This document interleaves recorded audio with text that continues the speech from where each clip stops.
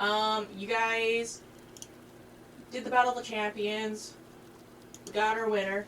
You went to the Queen. The Queen was just like, hey, demon, help. Um, so you solved the riddle. You guys went to the Forest of Bull. Along the way, you came across Nameless, and Nameless brought you guys to her village, where you guys found the praying tree.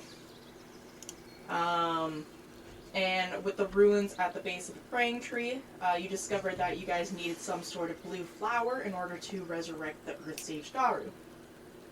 That's pretty much where we left off. So, Nameless is still standing there, kind of wondering what you guys want to do. Did you guys want to go straight to the pond, or did you guys want to prepare, or how do you want to approach the situation? Because she herself does not know what you guys would like to do. All right. What's it look like in the forest? Like, is it well lit? Is it dark? It is dim. It is a heavy foliage. So it's got a lot of like coverage and whatnot. No light is really shining through it. Okay. I'll look at Nameless. Well, I'll go towards Nameless. I'll ask her. It's like, I'm sorry to be of a bother here, but it's a little dim, and we're gonna be looking for a flower. Does anybody have a lantern I could borrow? Lantern? No, but we certainly can give you torches. Oh, I have torches. I was worried about the whole open flame thing. Don't worry about it. The spirits of the forest will take care of any accidents.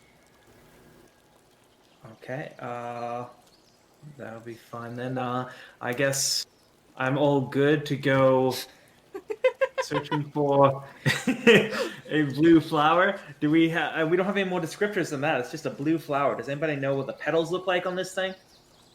No, nobody has ever seen the flower itself. To my understanding from the legend, it's from the earth, so from the earth spirit, I would assume. Okay, earth-based flowers. Do the legends give any more descriptions about them? Like, do they usually grow by ponds or on the mountains or on trees? All that we know is that the earth spirit who resides within the pond in the middle of the forest is where can be found, but nobody has ever seen it. I guess we should probably start a look at this pond then. Yeah, I think so. Is someone able to guide us there, or at least give us directions? I could assist you, but I must warn you, the spirits are very, protective of the pond. Even I don't go there. Is there any way of appeasing those spirits? Not that I'm aware of. Again, I don't usually go there, so I'm not too sure. Okay. I pull out my bow, and I'm just like, I think it can appease a couple spirits that give us trouble. Nimbus just kind of like stares at you with a worried look. Incorporeal? I'm pretty sure I could appease a couple spirits if needed. Looking at my sword, I'm just like, I don't know if I can stab a ghost. I don't know how that works. He let's say, you're Livy, correct? Mm-hmm. For your character there. I was like, well, Livy looks pretty confident. How about we let her go talk to the ghost, and we will watch and see what happens. If you want to let her do some talking, sure. Yeah. I'm just saying, if worst comes to worst. I think maybe respectful and quiet walk to start and to see how it goes, but yeah. Alright, sounds like a plan. I can't think of anything else we need to do here. So, Point me in the direction of this swimming pond. She points you into a northwestern direction. Fantastic. I guess we take off. Unless you guys need some time to rest, I'm good to go. I It am should be not good to go. employed. We rested in the in the wagon on the way here. Just doing a run through the characters. So, Livy is Cody's, Mandolin is Eric's, and Shoal is Travis's. Correct? Correct, Amundo. Yeah. Okay, so I just want. It's been a while. I just want to make sure I had the names right. I am mostly not dead, and therefore I am happy to go. Where is my stuff? Okay. Yeah, I'm basically as primed as I could be. So, yep.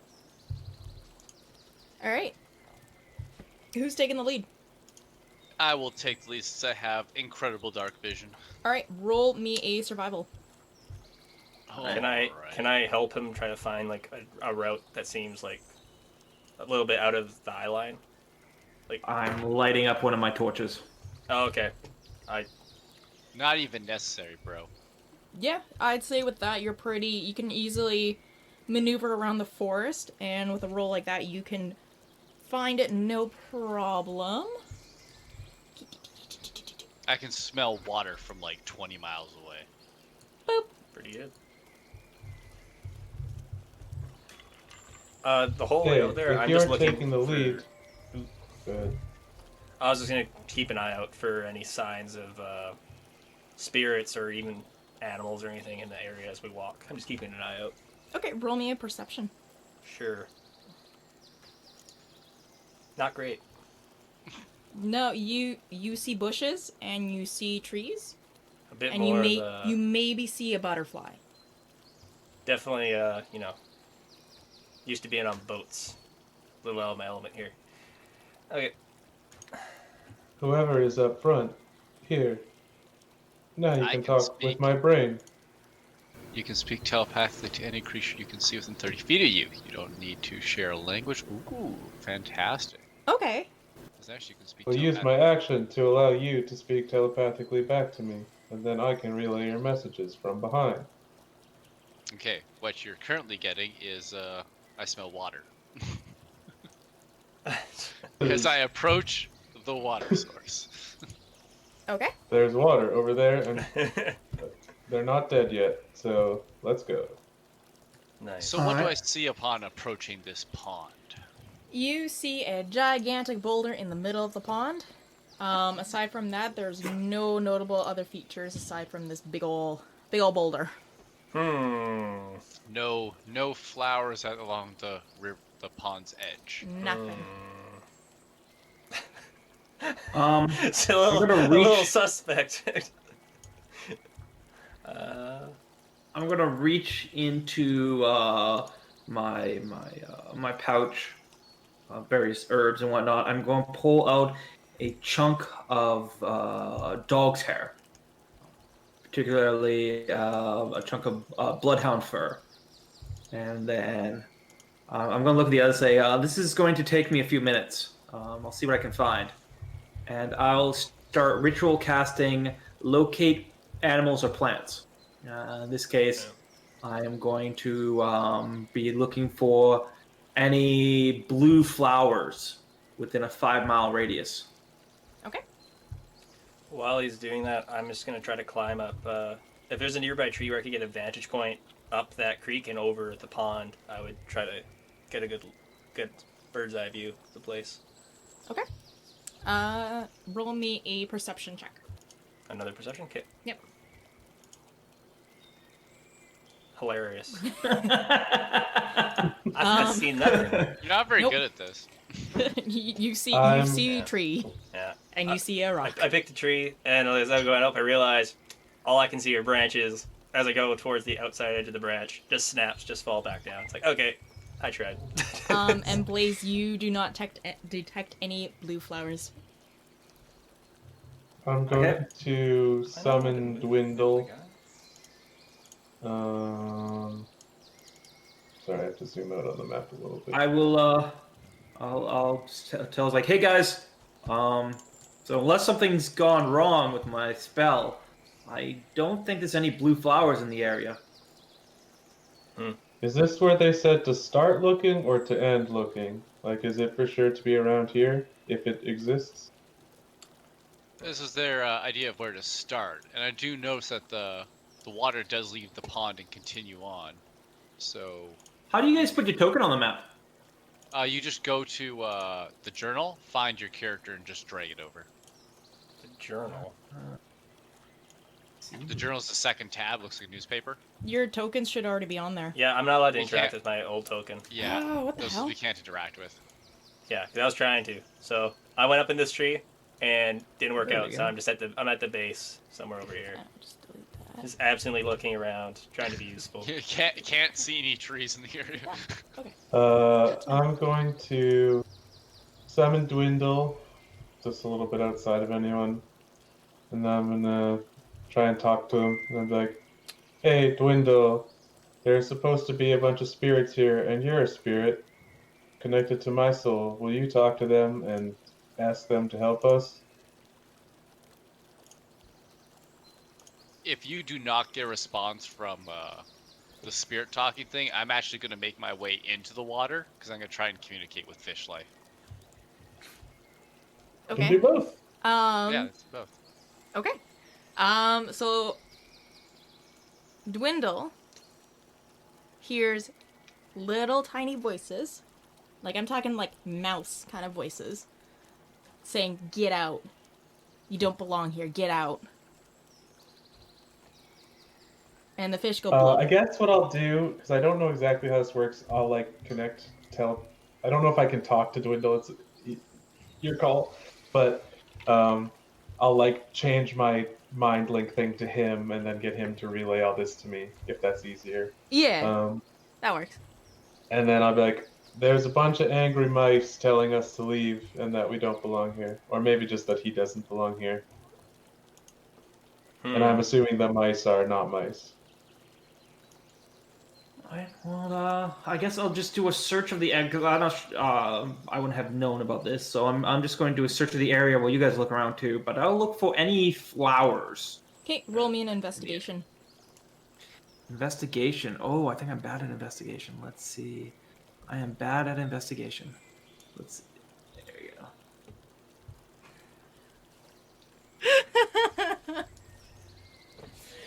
Okay,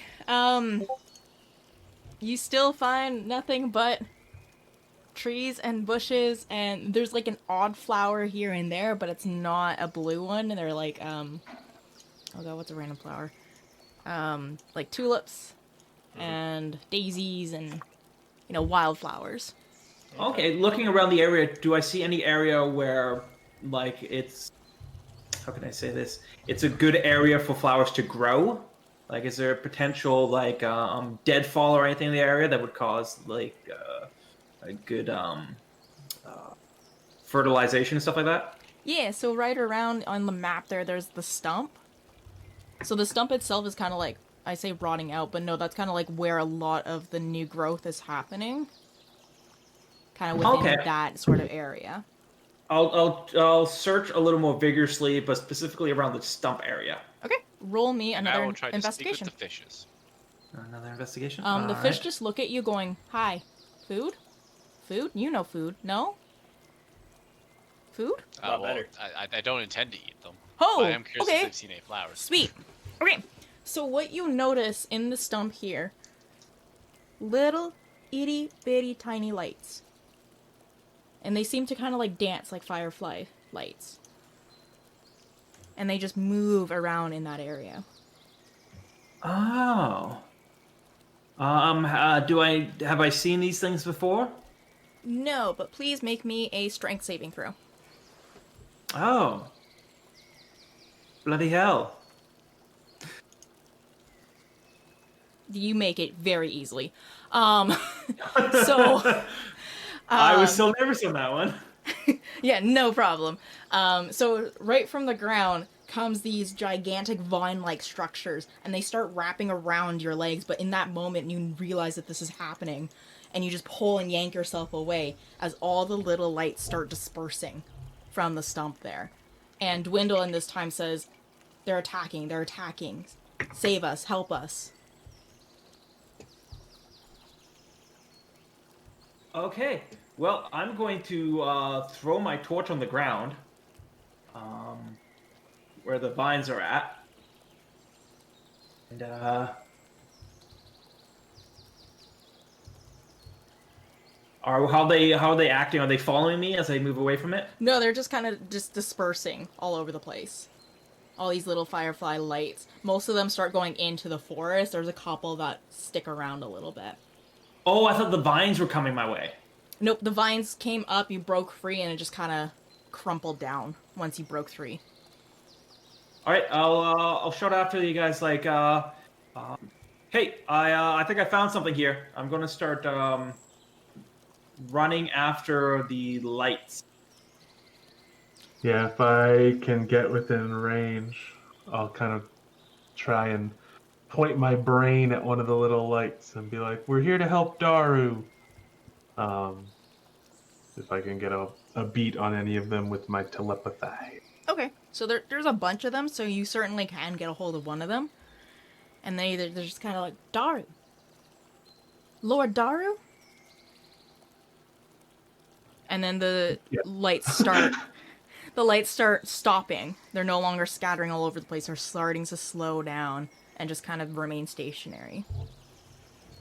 Yeah, and so whichever one or the group I'm seeing, I'll keep them connected, and I'll be like, "Help us save him."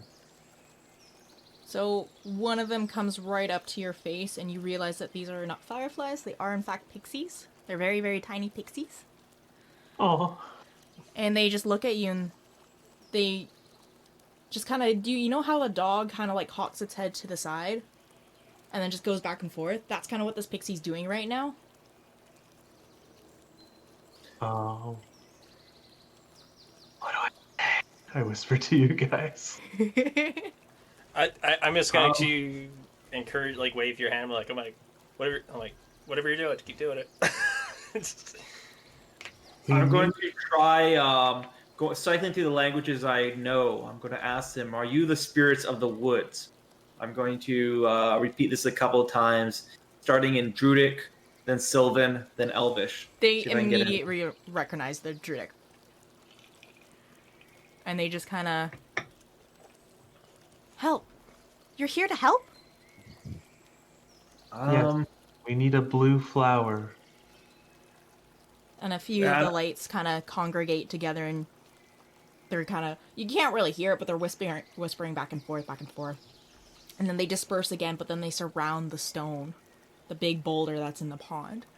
And eventually the boulder starts twinkling, and it looks very pretty. And in the twinkling, there starts to be movement. As slowly this stone earth spirit kind of emerges I'm going to go itself. up next to Mandolin, and I'm going to whisper in their ear. Just so you know, the pixies often can't be trusted. Noted. Hopefully we don't die. Hopefully. That seems to be on my mind today. Just gonna refresh this real quick. It won't go away. There we go. So this gigantic earth spirit just kind of he just stretches out, and he stares down at you guys, and he's just locking eyes with Levy, who's in his pond. Hey. Well, I'm gonna stare back. Back up a bit. I'm gonna give him the stern stare of, what do you think you're doing, bud? So the pixies are still twinkling all over him, and he just stares, and he starts raising his hands up, and he holds them up above his head. Does he have anything in them? No, he's just holding them up for now, and then he's slowly bringing them back down together. And he's just holding onto his hands. Bow.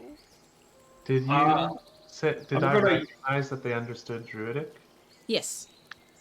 I'm going to yell out to him, are you Daru the Earth Sage? And he just grunts back at you. Just, "Rrr." Okay, I'm not sure if I don't understand him or if he can't speak. Did anybody else get that? I did not understand it. I'll point my brain at him.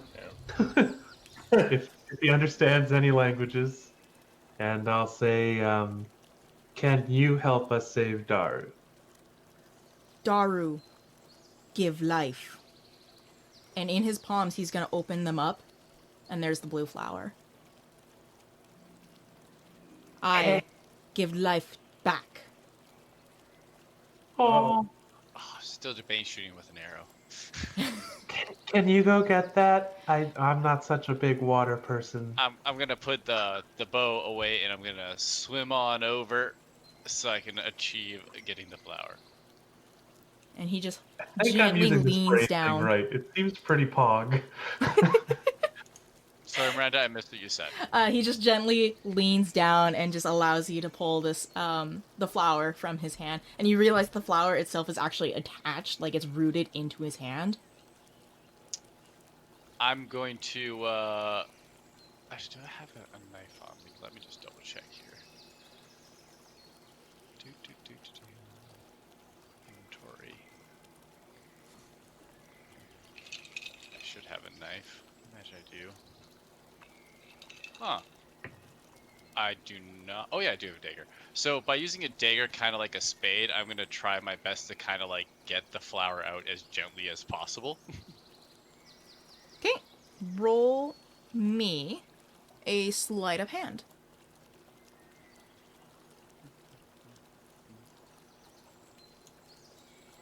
Oh, I'm not terrible at that. But I'm pretty terrible at that. You get it out. It was kind of a rough little moment there, and you kind of had that panic settle into your heart there, but you were able to get it out without any other issues. Excellent. I will then sheath my knife and do a nice gentle swim back so I don't have to submerge the flower. And the second that you start stepping away, the stone hand that was before you just starts crumbling.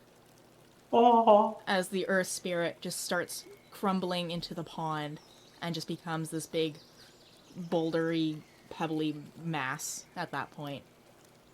And then the pixies that were on it just kind of disperses and just kind of line the outer rim of the pond in kind of like a memorial moment. I kind of like pull up the dagger, look at the dagger, and I'm like, man, stronger than I thought. me and Dwindle will also show our respects. And yeah, we just got Iron Gianted, you guys. I'm a monster slayer. Like I didn't know my own strength. Yeah, how much XP did he get for that? One-shotting a golem, man, by myself. Correction, a large elemental. Oh yeah. Seeing you guys Large give your golem respect, I'm gonna elemental, do the one-shotted. I'll do the same move. I'll do like the respectful head bow, seeing that everyone else is doing. But I'm gonna shuffle over and be like, "What the hell was that?"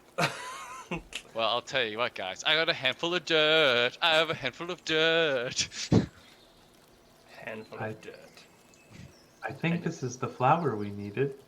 Alright, what do we do with it now? I don't actually know. I didn't think we'd get this far. I imagine we take it back. I think so. Did they tell us where Daru is? Is he in town? They just sent us out to get the flowers, so I guess we should break our way back to town at this point. I think we bring it back to either the priestesses there or maybe the big ass tree. Those both sound good. Yeah. We'll probably bring it back to the priestess. She should know what to do with it after that point. Sure. I'm done. As the champion and leader of this team, I start making my way back carrying the flower. I'll reconnect our brains and I'll let Dwindle go. So as you guys start making your way through the forest, you begin to notice the twinkling lights are leaving the pond, and they're actually following you and lighting kind of like the pathway so you guys don't trip over any roots or anything. So you guys make your way back without any problems with all of the pixies surrounding you. Woo! And they're very prominent to the blue flower that's still in your hands.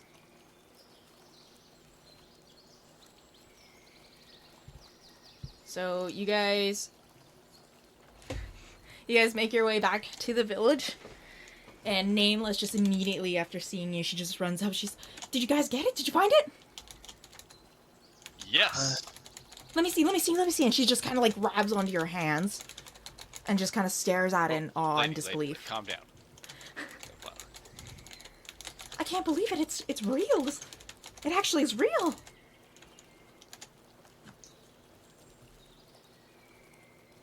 So do you know what we're supposed to do with this thing now? Well, let's start putting it in a bowl. A bowl of water.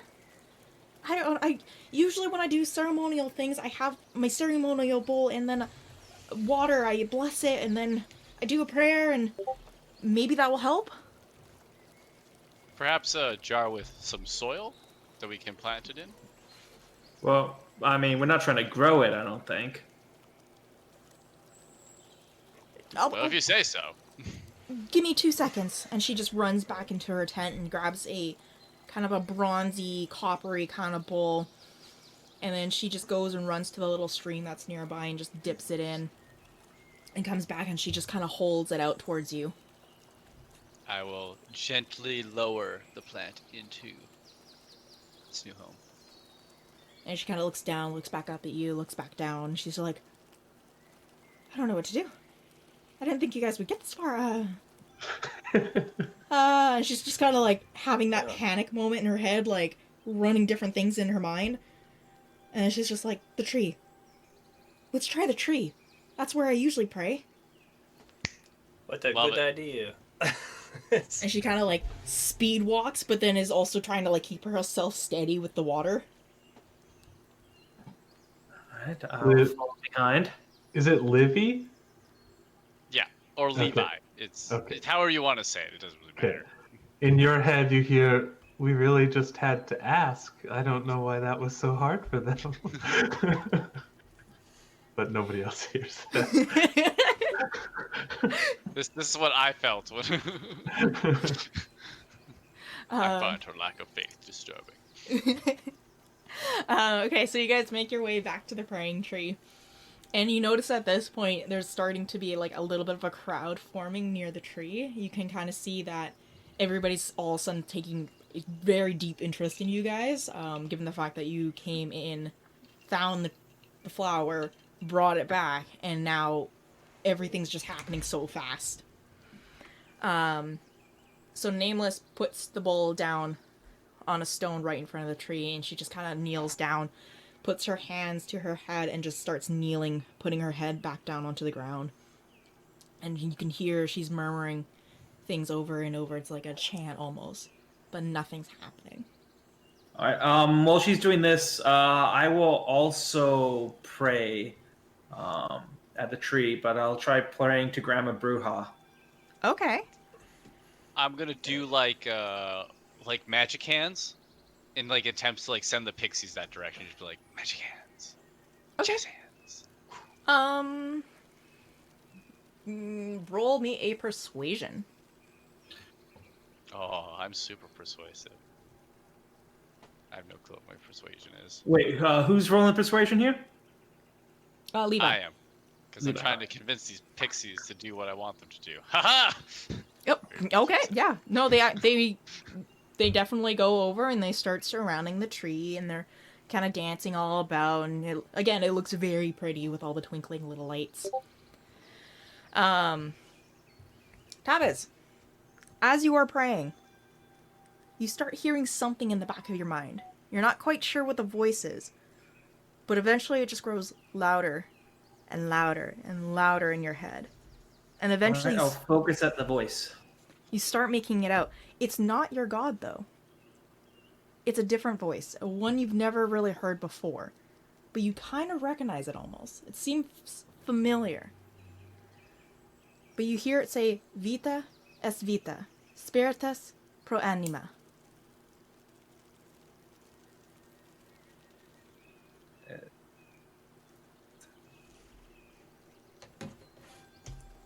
Spiritus es anima? Spiritus pro anima.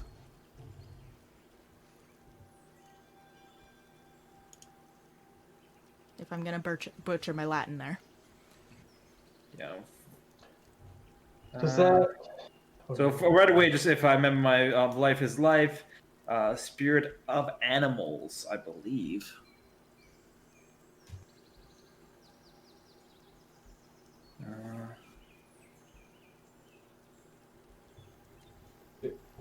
Does anyone remember what the code things that we decoded ended up saying? Something. Lost all those notes. I got it right here in front of me. The original riddle for the one that's on the tree says Daru grants the spirit life. The spirit grants Daru blue. And that's the only one we solved? There was the one from the castle, but that one's kind of was your Oh, that test. was like a yeah. Okay. Okay, so that makes sense because the Daru made the blue. That's the spirit. Spirit had the blue, so we got the blue flower. Spirit. So we just don't know the rest of the puzzle. I'm pretty sure this flower is the life essence that Daru gave that spirit. So they gave it back. I think we're somehow supposed to get this back to Daru. I don't have any clue where he'd be though, or even like where or what he Breath is. of life. But Life. only you heard the message, right? So I can't try and do anything. Unless he conveys it, yes. I think Daru's in the tree. Can we just give him the flower? Well, I'll just start mumbling it over and over again. Vita es vita, spiritus pro anima, and I'll start reciting it. As soon as you say it over the and first again. time, a loud crack can be heard.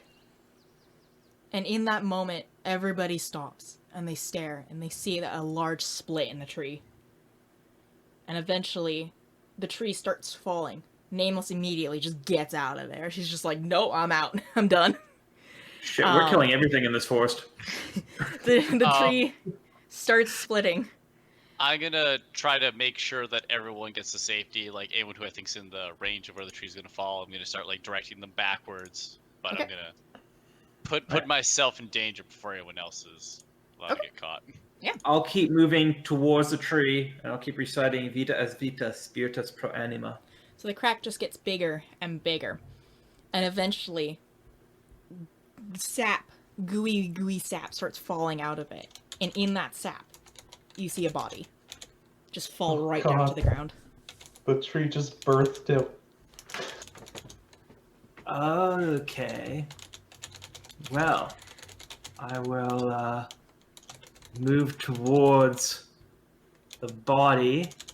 I'll stick my hands in the sap, and I will pull the body out if I can. So as soon as you reach down, you hear the elder from before. Stop! Stop right there! And I will hover over the sap. and guards start surrounding you, and they immediately just grab the the body. And Nameless just calls out, just, the pools! Get them to the healing pond! The flower is gone. Okay. There is no more flower. It has dissipated and has become one with the air. But the guards begin dragging the body off in the direction that you came from for the flower originally. Oh. Okay. I guess I follow. Yeah, I guess if everybody's heading over towards this pool, I'll follow behind them. Okay. Cautiously. But before following, I'm gonna go and gather up some of this sap in the jar that used to have the flower. I'm gonna double up the water and just take some of the sap and put it in there. Okay, yeah, sure. You Like have the one jar of sap. Yeah. It is not maple. It is just regular tree sap. Oh, I'm just pouring it right out. Takes Oh, a that's while. gonna be a hard jar to clean afterwards. Oh yeah. You can clean it in the healing pool. Okay, so does everybody follow? Sure. Oh, I'm definitely gonna follow. Okay. So you guys are rushing through the forest. Everybody's like leaping and jumping, and they're just struggling because they're sticking to the body, who's like grabbing onto like leaves and whatnot as they run through. But eventually, you all make it to the pond, and the guards quickly just start dipping him into the pond as the pixies start surrounding his body and just kind of try and get all the sap off of him. And he's completely unconscious, just lying in this water and just eventually floating kind of on top of What it does a little this bit. body look like? Give me a second. Give me a second. I have a token for him.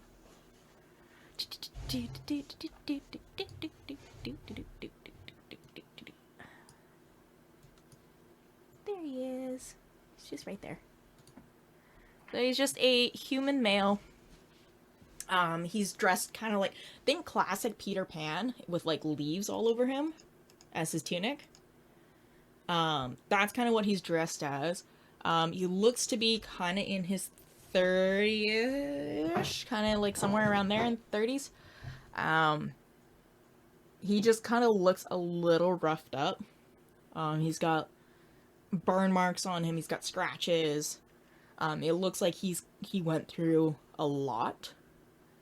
But he's currently, you can see very slowly these scratches and all these wounds and whatnot are just slowly closing as the pixies are cleaning him and rubbing the water into his wounds and everything.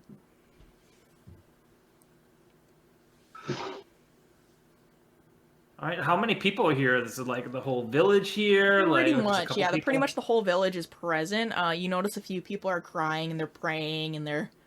it's kind of like a weird emotional state where people don't know how to react, but then there are people who are just kind of thinking, oh my god is here. All right, I'm gonna hang around at the back of the crowd then, keep an eye on things. Okay. The closer you get into the forested area, the more you see kind of like animals approach. So small squirrels and like birds, and eventually you start seeing more like deer.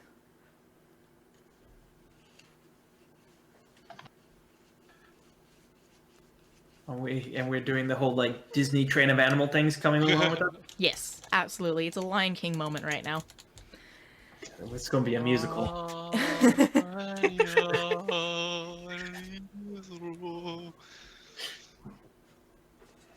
They hold him up like Simba over the pool. I can't wait to be king. I figured they're holding by his ankles and just like head dipping him in, back and out. Quick dips. You gotta be careful about holding him by the ankles, because that'll be their one weak point. Yes. Eventually, all the sap is cleared away and all his wounds are healed, and everybody's just like waiting in silence.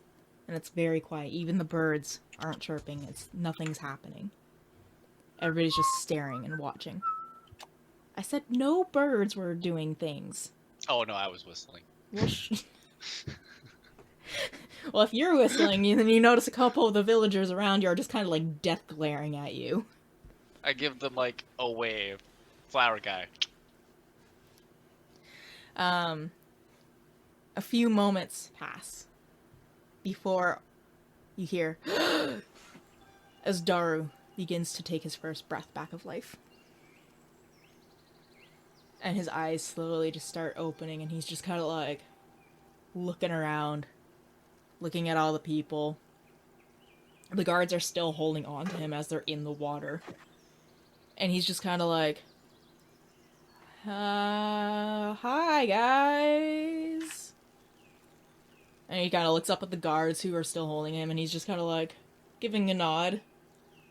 And he looks down, and he's just kind of like, okay, I'm in water. That's cool. And he just kind of like slowly like kind of shimmies out of the grip of the guards and just kind of gets himself up and just kind of like does, you know, the pat down kind of body check, just like, okay, everything's there. So, what happened? I'm sorry we watched you bathe unconscious. I'm sorry, what? We saved you from the tree. Because we need your help. Okay, go on, I'm listening. No, thank you. Someone else go. I will move forward through the crowd. Is the priestess is there, right? Yeah, look, everybody's there. I'll ask the priestess. I'll come up beside her and ask her. It's like, so this birthing from a tree thing. Is that something you were expecting? She's literally eyes wide open, jaw drop, and she just kind of shakes her head like, Yeah. All right. whisper Well, to then Taves, I'll approach Daru and it's like, it appears that your appear. Oh, sorry. Your sudden arrival from a tree was unexpected, but it is very fortunate. We've been looking for you. Wait, We've been sent to find you. Back up a second. I was in a tree? Well, I assume so. All I can say is you came from a tree. If or how you got in there, I don't know. I figured you would be more informed on that one than I. I honestly, I can't remember anything. I remember going to the ceiling site, and that's it. Well, I look on my shoulder, Shoal's whispering to me. As far as the ceiling, that is a topic for which we were sent. It appears Hold up. you are required to. Can we eat something first? I'm starving. That I actually speak up this point. That is a great idea. I'm not sure. I mean, I've never seen someone come out of a tree before, but I'm And sure then it can't get any worse if you eat something. The elder Pull steps out up. an She's like, a armful feast. of good berries.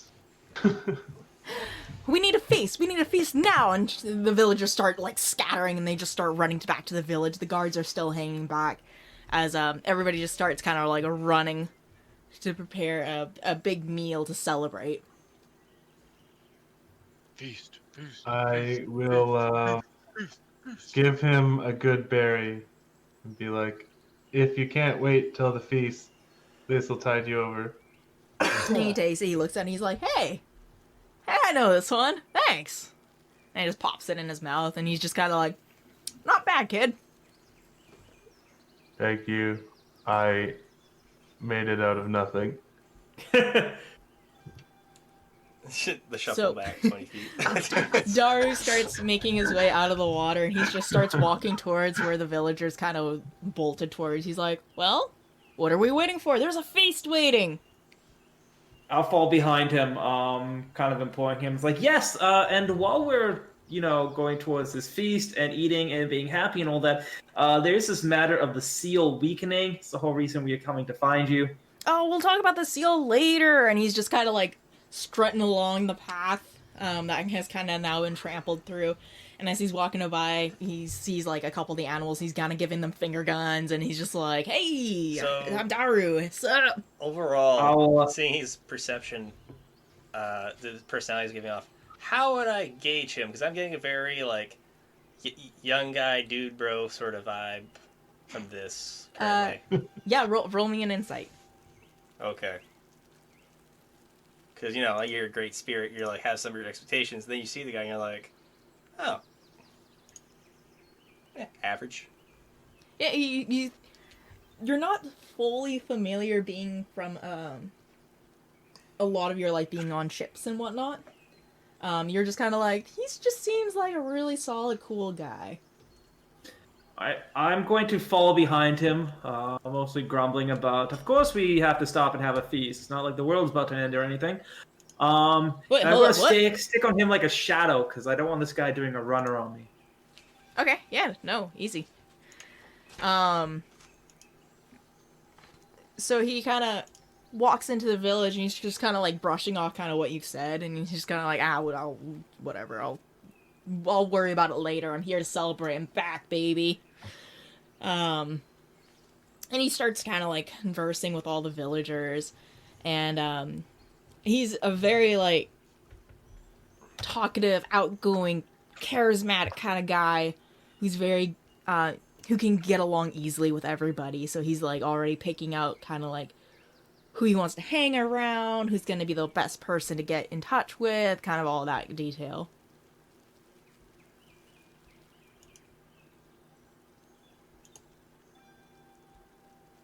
Well, they're preparing for this feast. I'm actually just going to be examining this this sap. I'm curious if it has any unique features or if it's actually just regular tree sap. Okay. Roll me Nature? yeah, roll me a nature check. Alrighty. Baby a triple. Oh shit. Okay. So this sap is a highly edible sap. If you taste it, it's got a little bit of a sweetness, not like super super sweet, but it's a little bit there. Super nice, easy. Think like a molasses kind of texture almost. Quite tasty. Probably good on a slice of bread. I'll remember that. When you eat the placenta. Okay, we're getting into some weird ass shit here. No, actually, yeah. If you guys want to bottle up the bathwater too, you might be able Oh to sell that. God, why? I No, think there's I a fan feel- base for it, as long as he has a Twitch account. Yeah. What kind of kinky shit are we going with here? Some Delphine kinky shit. Oh lordy lord. Okay, so anywho's dinner's being prepared. It's a very nice boar meat. Excellent. It was a large boar. It was from the hunters that you guys would have met earlier on.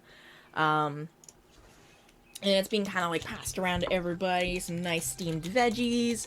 There's a stew there that was that somebody had made as well. The fish that was smoked is there as well. Do you guys partake? Dev's gonna join in on this feast. Yep, I will. I'll grab some food. I'm going to continue hovering around behind Daru, though, keeping an eye on him. As sneakily as you can do an entire ritual, I'll like get a plate of food and I'll try and sit kind of close to Daru and these guys, and I will ritual cast purify food and drink. Okay. I'm not even gonna let you roll because Daru will immediately pick up on the spell. And he'll just kind of look at you and it's just like, hey, you know that one too, don't you? I'm going to mumble to myself. I like to cast it before all my meals, just in case. And I'll just keep trying to cast it. I'm going to quietly mumble to myself. I know one too. And I'm going to cast Druidcraft to make Daru smell like a skunk slightly. And he's just kind of like, even the whole. And he's like, wait a minute. I'm going Wait to a try to minute. hide in the crowd. And he's just kind of like, wait a minute. And he's doing like the spin around, kind of like, what the hell? And then he just immediately casts the exact same spell to make himself smell like the blue flower. It's okay, Daru. You were in a tree for a long time. I'm surprised you don't smell worse. He just kind of looks at you and just kind of like, really? And just kind of walks away. Okay, I'll continue shadowing him. I'm gonna eat.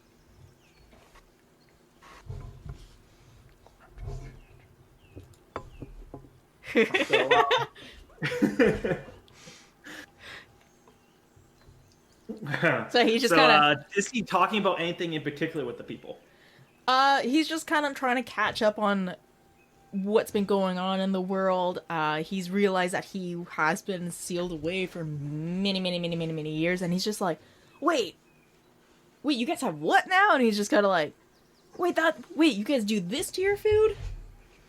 And there's just a lot of things that he's just kind of mind blown. He's sitting there with like a big plate, like I'm talking like a mound of food as well, because people keep giving him more and more food, and he's just happily just like chowing down and just literally catching up on years worth of knowledge.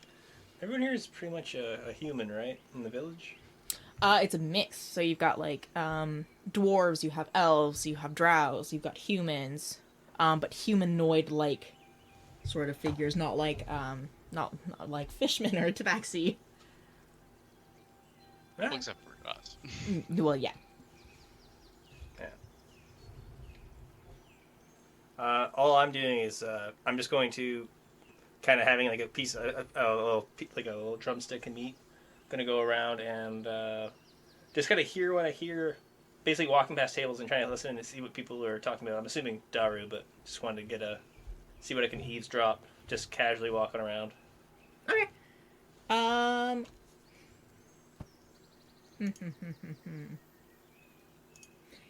So after I finish eating, I actually am gonna move away from the table because all this talk about Daru is just kind of boring to me. So I can just go and work on my bows and equipment to make sure everything is up to snuff for tomorrow. Okay.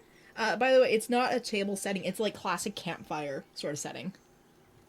Excellent. So I'll leave the campfire area. 'Cause Yeah. I don't want to hear about this Daru guy all night. Like, yeah, sure, he's probably pretty cool and all, being a guardian of the earth or whatnot. But I got the flower. Don't break. Yeah, Shoal, basically all you hear is the fact that Daru's back and that you guys are kind of like gonna be called legends at this point. It's really exciting. You guys are really like the talk at the town, alongside with Daru, and they're just kind of starting to talk about kind of the future of the village, now that Daru's gonna be with them. Okay.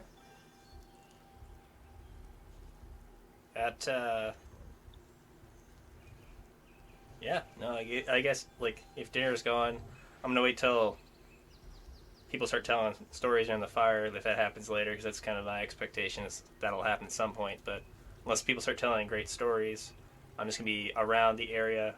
I might pick a good dead stump to practice my knife throwing into, and that'll be me. Do I see Nameless or anybody, Nameless or the priestess in the area? Yeah, they're glued to Daru's hip pretty much. I see. Do I see any priesty-like person who isn't quite glued to Daru? No, because it was just Nameless as the designated priest, along with her elder guardian watchkeeper person, however you want to call her. All right. Do I see any older, elderly-looking people? Yes, you do. You see a few of them. They're all kind of like congregated together. They are near Daru though, because they're trying to reminisce kind of stories that they've heard as children. Okay. Backup plan. Do I see any? Do I see anybody hanging around in the peripheral that looks like they might be from the area for a while? Someone, but they're a little bit away from Daru, so I won't be overheard when I'm talking. Roll me a perception. Alright. Some point during this, I'm gonna summon Dwindle and like scoop my table scraps into him. Okay. Oh, sick. Okay, yeah, so you definitely see someone who's just kind of like off to the side. They're not really talking to anybody. They're just kind of keeping to themselves for the most part. They're tending to the food that is present. And they're just kind of like maintaining it so that the food doesn't burn. Okay. I'll walk towards them. I'll say, good evening. Evening, what do you want? Boar meat, fish meat, chicken meat, human meat? A little bit. Now you mention it, I wouldn't mind a little bit of fish meat. But while I'm here, I was wondering, so this Daru seems pretty popular in the village. Yeah. Just out of curiosity, have you guys, like, how do you know this is Daru? Can't you feel it? I mean, I wouldn't say that he doesn't give off quite a presence. I was wondering, did you happen to have any carvings or pictures of the great sage Daru? No, nobody has. I mean, even this forest itself has been only around for a few hundred years. There's no real proof. And he kind of like passes you the fish meat while he's saying that. Question: did I hear, wherever I was, did I hear the human meat comment? Why don't you roll me a perception? Yeah, 'cause it's kind of a average. Just No, you didn't. You're too far away. It's like, well, thank you for the fish. I may come back later. Have a nice day, and I will nervously, pretty much nervously make my way out of the conversation. Horrible at ending them.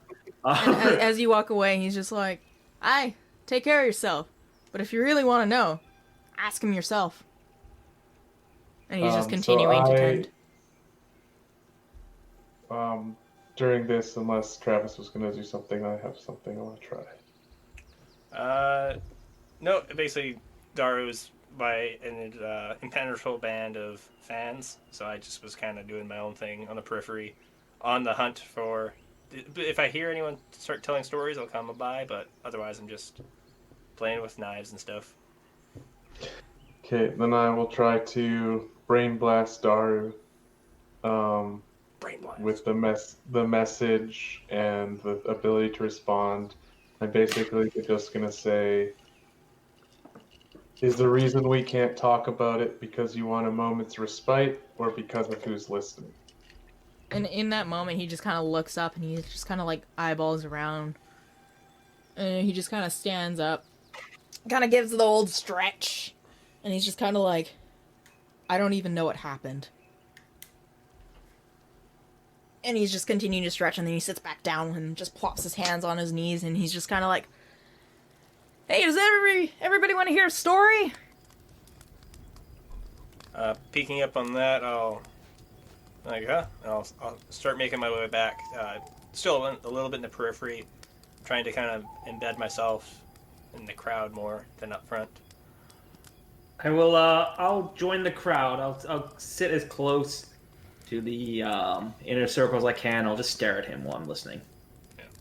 Dwindle's gonna kind of crawl into the fire and like rest his face on his one arm, peeking out at Daru, ready to hear the story. Adorable. I love it. And I'll sit down. I'll try to keep. Is it Tabiz or Tabes? Tabiz. Tabiz. Try to keep Tabiz in my line of sight because I'm just trying to keep. Try to keep Tabiz on him. Yeah, keep tabs on Tabiz. So he's just kind of waiting for any more people to gather around. He's just like, all right, folks. You stink so bad. Dog smells like jerky. I can't smell anything. And he's just kind of like, I'm gonna tell you all a story. A story about the first time we sealed that damn demon.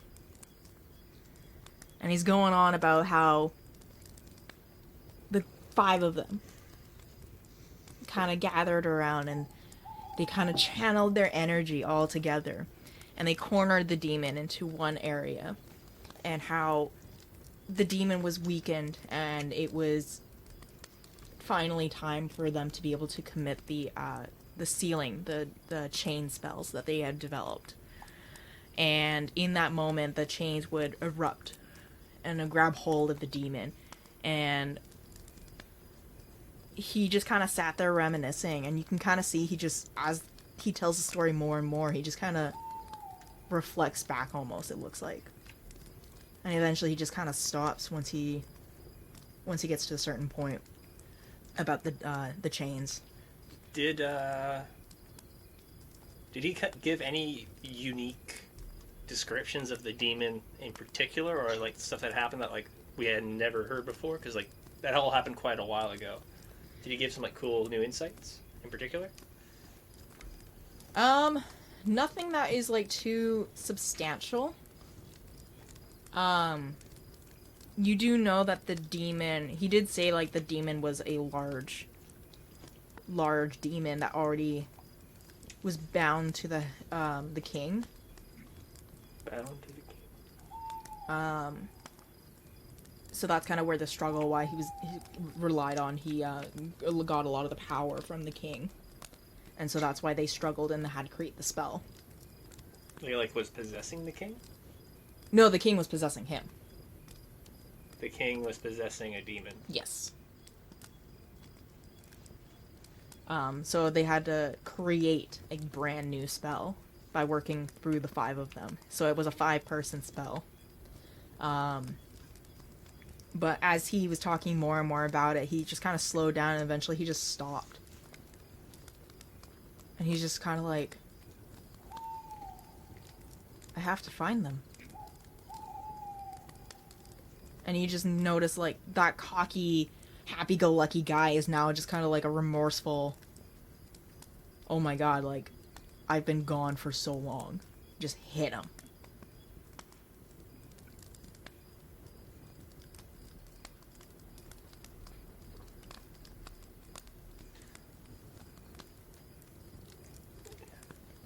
I guess if everyone's just standing in stunned silence watching it, I'm just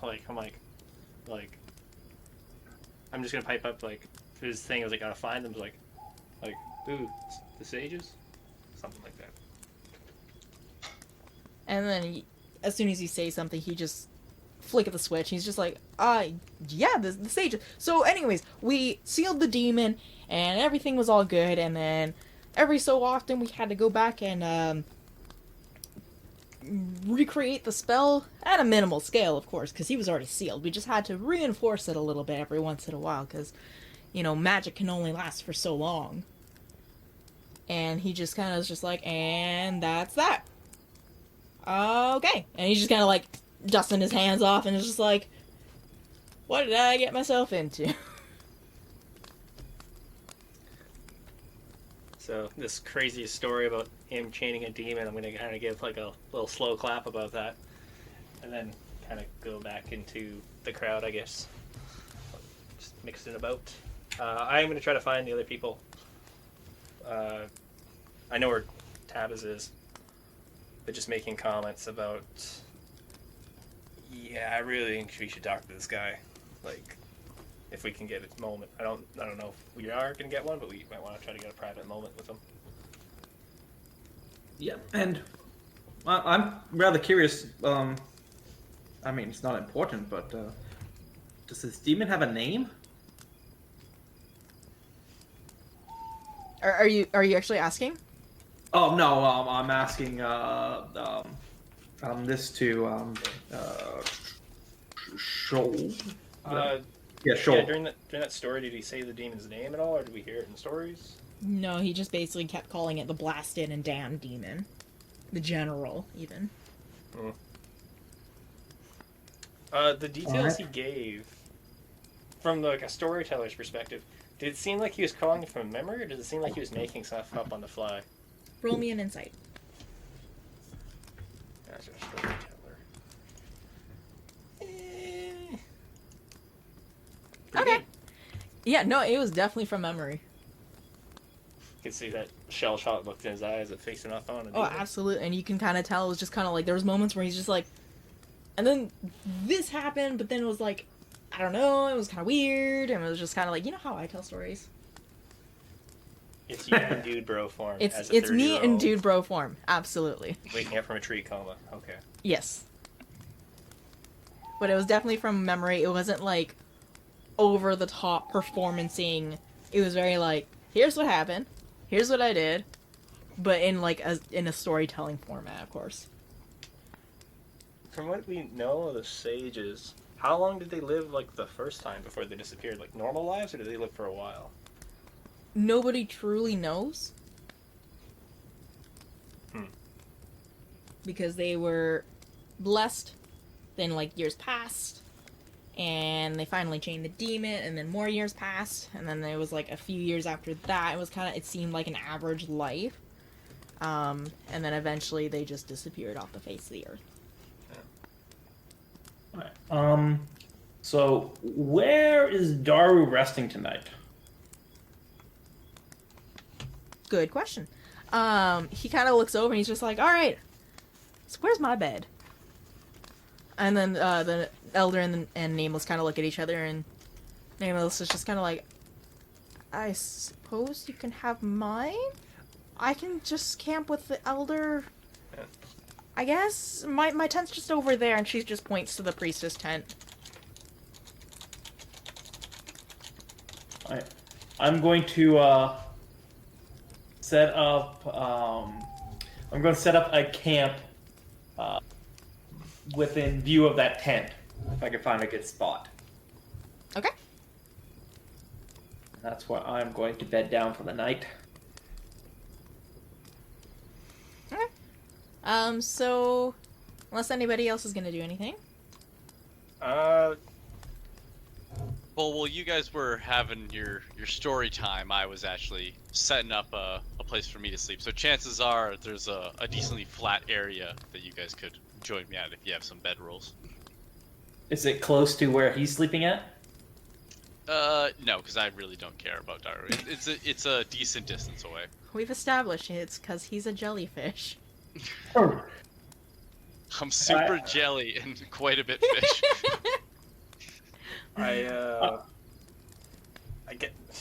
Yeah, no. I guess the only thing I'd ask you guys like, so you guys thinking like, seems like this might be our guy. I'm gonna say like that story. It seemed like he's truthful about that. At least what he remembered, maybe. But what are you guys thinking so far? Hear anything interesting? I just heard the same. Daru's great. Daru's back. Well, there are two possibilities from how I see it. One is this is some entity trying to trick us and everybody else into thinking he's Daru. Possibly in some long-term plan in order to weaken the seal and release the demon. And two, if we're incredibly unlucky, this might actually be Daru. I was like, I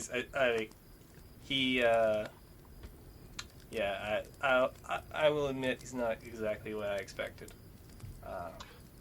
I'm curious how old he actually is, but I definitely think it's him. I think there was an elaborate riddle and a monster that had to give its life for him. The spirits led us to him. So unless the whole forest and everyone is like under some sort of mind altering stuff, I think it's him. oh, I will say like when I wave my hand, be like, I do think it's him. I just you hear old sage did all these things. I picture some old monk-looking guy in a temple somewhere. I don't see that.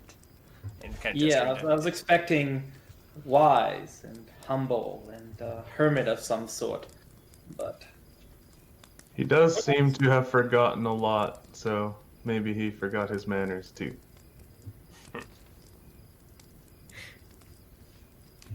I mean, on the other hand, assuming this is the Daru and this is how he usually asks, I can definitely see why they tried to keep him hidden for so long. So perhaps we're on the right trail. He said he had to find them. Are we gonna help him? Are we gonna be following Daru from now on? Well, I mean, we have to find all of them, I guess. We could always drop him at the castle for babysitting, but I don't know. We'll see. We'll see what he wants to do in the morning. If he has a lead on the others, that will help us. It's better than going off blind. I hope he the has next some one's things- not in a volcano. Tree seems like easy. Either way, I think we should head back to the city. I mean, if he does know where they might be at, they would likely have the best means of transportation and/or maps. We There's also that. don't know what he's capable of. He could very easily want to do his own thing, and there's probably nothing we could do to try and stop him.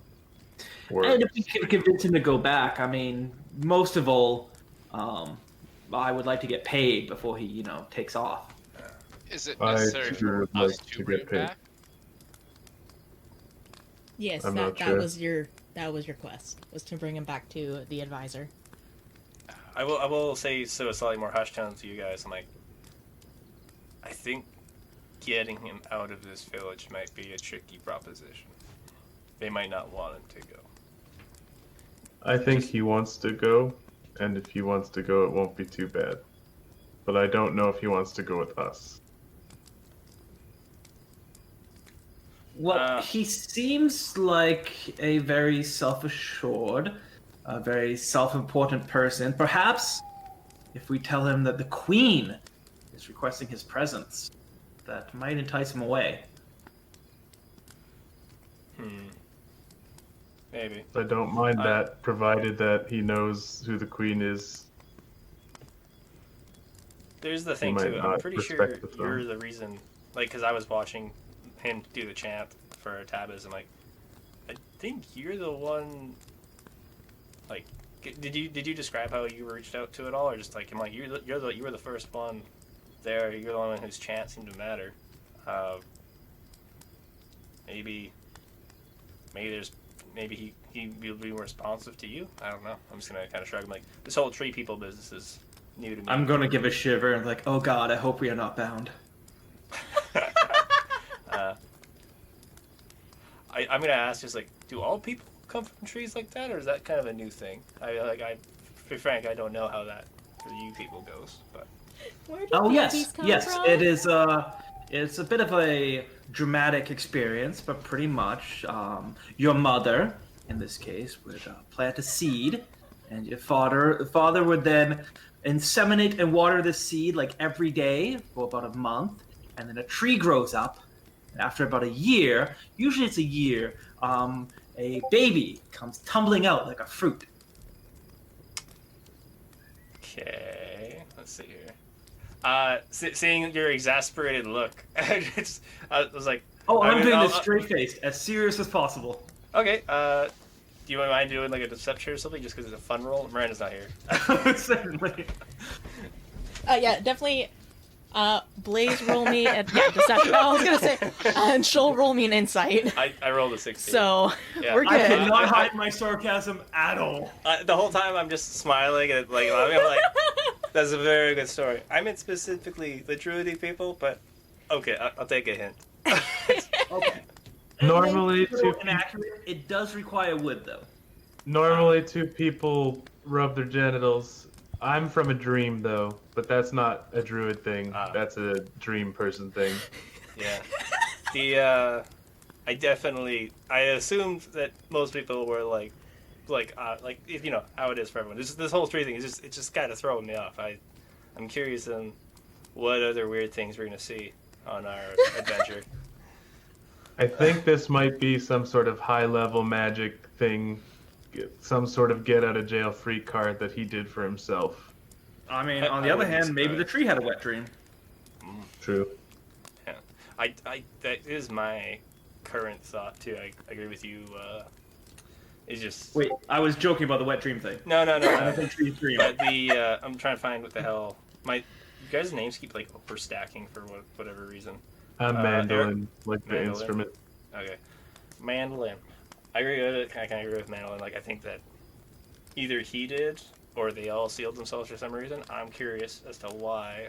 Because if he had to keep resealing the thing, as he said, why would he just like want to disappear? Like what threat or like what cause was there to make them want to seal themselves if that was the case?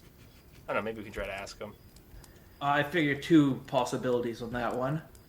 I was thinking about it, and either, since he can't remember, there's a possibility he didn't do it himself, in which case it could be a failsafe that they had in place in case something went wrong, or someone was trying to trap them, potentially when they were weakened, in order to stop them from strengthening the seal again.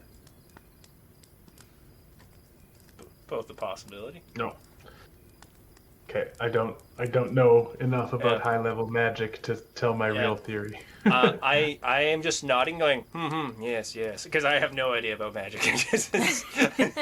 I'm like, it sounds really good. I'm like, that sounds plausible. My out-of-game theory is that he might be a clone spell, because it's like I think you do lose your memory up to the point where the clone was made, and that this clone is like the perfect kind of failsafe thing. But it's probably not that. He was probably just trapped in a tree. But in game, I don't even know the clone spell I'm exists. going to pause dramatically, like tapping my finger on my chin, looking up at the tree. It's like, third possibility. The tree got tired of listening to his constant blather and ate him. Potentially. I You guys really don't like this coma patient. I'm just I don't know what's going on with this thing. I feel like there's definitely a part of this we don't know. There's some threat or some grand reason, but maybe we can ask him later. Well, I say we keep an eye on him tonight. Make sure this real Daru doesn't do a runner on us, and then we take him back with us tomorrow. Yeah. Question. No, just did a lot of fishmongery, a lot of other things. I didn't have the conversation at like the meat table, but like, did any of the meat seem weird? You said most of it was the boar and the fish. Like, what was all at the feast? Oh, it was like steamed veggies. It was kind of like when you think classic, like campfire, adventure kind of meals. Like there was nothing like out of the ordinary. Truly, So you're wondering if we're walking to the woods have eyes? Yeah, because like no, there's that whole human food comment that no one seems to be addressing. Where I'm like, well, I wasn't there, so I assume it was the jest at the time. Hmm. Well, it's not. I mean, we eat other animals, so what's the difference? I'm not. Oh yeah. No, it's just the specifically humans eating humans. If it was a thing, so like a distinct cannibalism is usually an offshoot thing. All right, she'll roll me a Constitution. I'm kidding. I'm kidding. Constitution. I'm just kidding. Don't do it. Or, yeah, but like, did any alarm bells come from me from the food at all? No. No. As far as you know, human flesh is pretty good. I purified your plate anyway, so Yeah. don't worry. Even Yeah. if it was human, you won't get sick. Yeah, for me, I definitely would have opted for fish out of everything, just because that is my preferred. Well, and the fish you already ate beforehand because you tasted some from the guy who was smoking it earlier that day. Yeah, like I Yeah. But it was just the yeah. That the thing is like I was just wondering if it was like clearly like human meat being served. Oh. That's very specifically. I'm going to clarify. That was the guy just being like. Well, that was the guy straight up being like, "Are you into that? Because that might be arranged. There isn't actually any human meat, but it was just kind of like, Mandolin will attempt to go to bed. Okay. I'm assuming you guys want to do a watch then. Yeah, I was If gonna you're say, gonna I was gonna watch say over. watches if you guys are Uh, just take turns. that's fine with me. Okay, so I had not Cody's thought to refusing it, to but do if a watch. someone brought it up, I'll take third watch. Okay, I'll take the first one, and I want to, because you know, what's his face is his camp was a little bit further out. Is there a way I could have both in my sightline, both the camp and because I wanted to be able to keep an eye on where Daru put his head down, just to see. I'll take second watch. I'm camping near Daru anyway. Okay. What you can do, you can patrol. Rather than just staying in one area, you can patrol the whole area. Those would be my two like focus points for sure. Okay. And then like Darcy, like I'm assuming they have like guards posted there, or Nope, there's no guards. Even with the priestess, there's no guards at her, the elder tent where she's at. yeah. Can I see into where Daru's sleeping at all? Like from a distance, obviously. Can I see? Roll me a perception. Okay, I do have dark vision. I don't know if that matters, but perception. Okay. So what you do see is you still see a light coming from within the tent. If I take a second, you see there's a light. Are there any shadows? Do I have any idea of how many people are in there? All you see is the one shadow, and it seems to be pacing back and forth. Okay. If taking a cursory glance around, if no one's particularly, I would try to get closer and to see if it's just Daru pacing. Okay. So, are you stealthing? Yeah, I'm trying to not be like super nose. I'm not trying to do like this super crouch sneak the whole way, but I'm trying to take routes that are trying Cody, to avoid no. other Cody, campfires and other things. Yeah, roll me a stealth check, please. Cody, get out. The priestess is not in the tent. She is in the tent of her guardian. 23 stealth. Beautiful. Yeah, you sneak up with no problem whatsoever. And you straight up just see Daru just pacing back and forth, back and forth. And he's kind of like got his hand to his chin and just like it looks like he's in thought. His mind is pacing, obviously. I'm going to kind of like give him like the psst, psst. he just kind of looks up and he's just kind of like gives a little bit of a nod and I'll approach. I'm like, Daru, didn't get to talk to you earlier.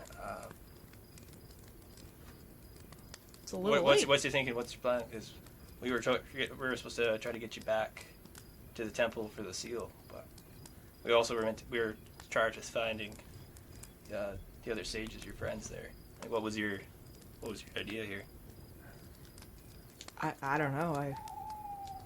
I was envisioning myself originally just remaining in the village and seeing all this plant life and all this growth. I know the people here need me.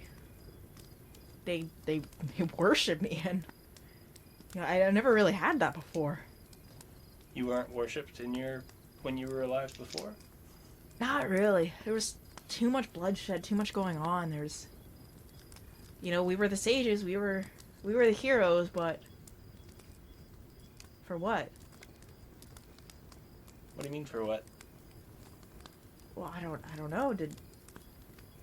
We sealed the demon and everything seemed normal. We stopped the war. What happened after the war? Things just went back to normal. Saving the world from like demon war chaos seems like a pretty good use of your time. Like, My mind is just all over the place. I need to sleep. I really need to sleep.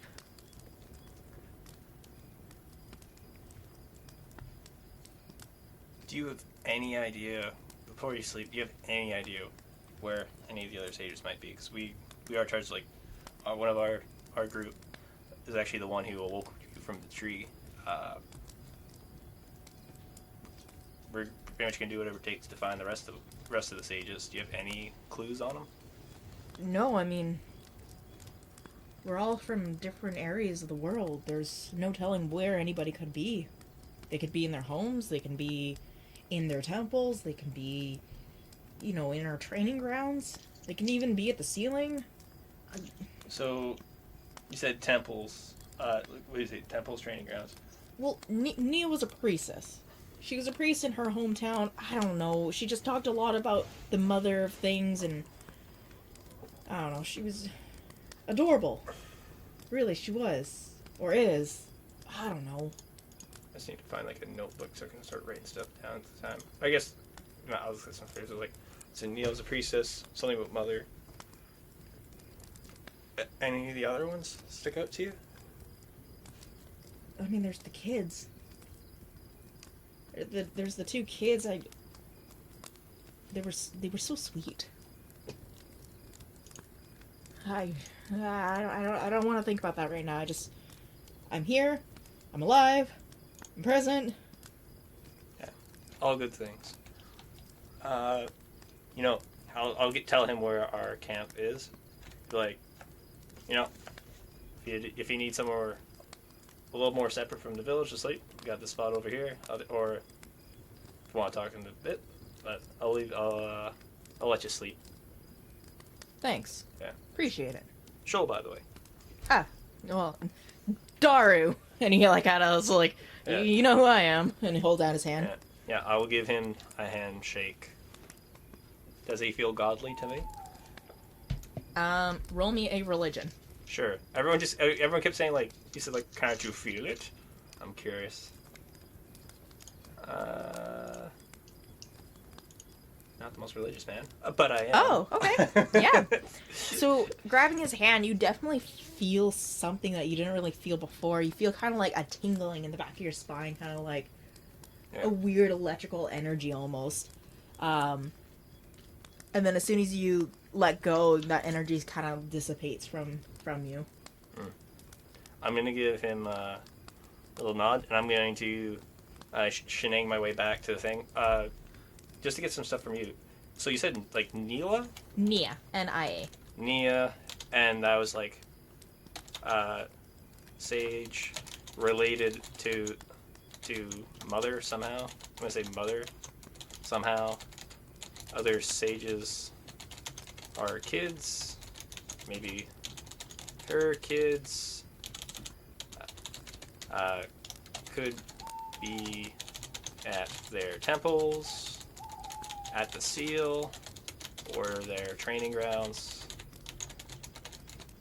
Cool. Getting back to the group, once it gets time for Tabes to wake up, I'm going to keep checking up on Daru, by the way, just make sure he's alright after talking to him.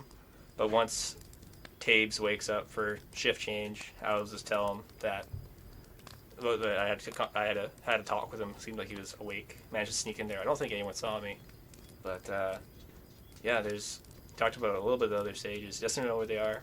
They're all from different regions. But he said to check their temples, the training grounds, and maybe they could even be by the seal. He doesn't know. But, Nia is apparently... There's something to do about her being like a mother or tied to like the concept of a mother somehow. Apparently the other stages are kids too, so this is definitely not going to be the youngest stage we find. But yeah, I don't know. I feel like when we go to another area, like, you know, if one's a fire stage, I'm going to be looking for volcanoes, that sort of thing. But what you thinking?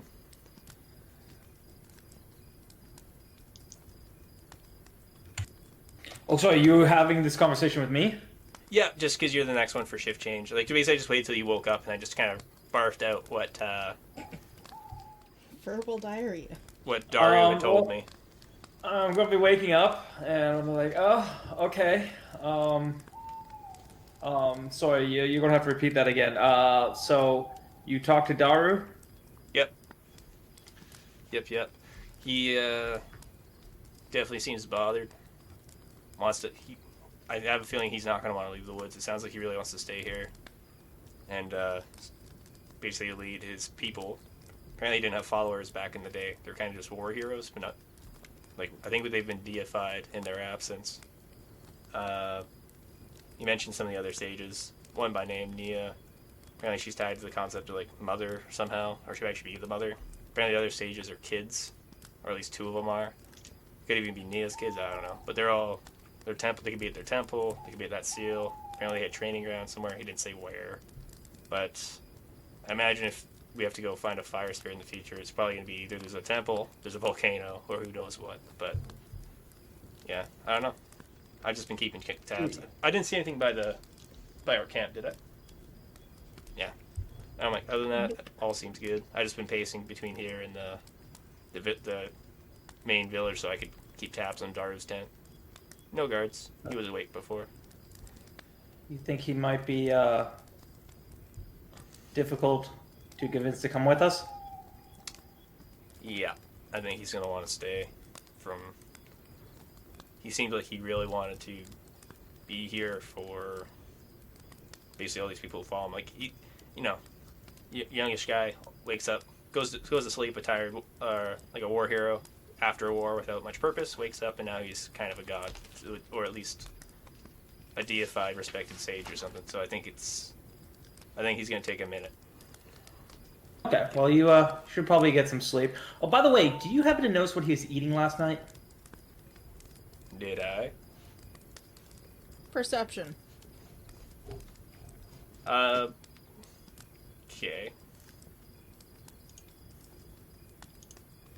Not awesome, but It was a pound of food.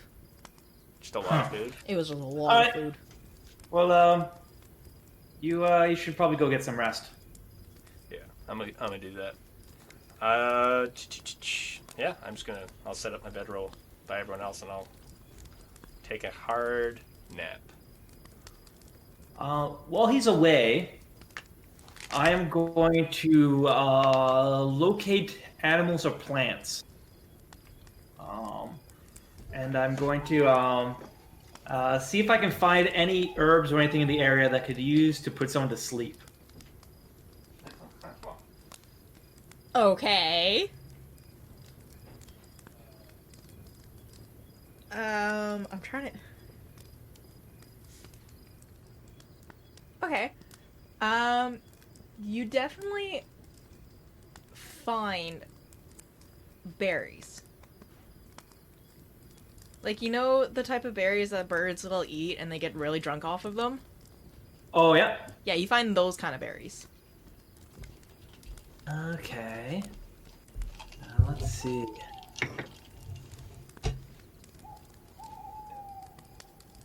find the rookie flower. All right, I will. Drunk berries. Drunk berries? And can I? And I'll cast it one more time. Can I find anything really sweet? Really sweet.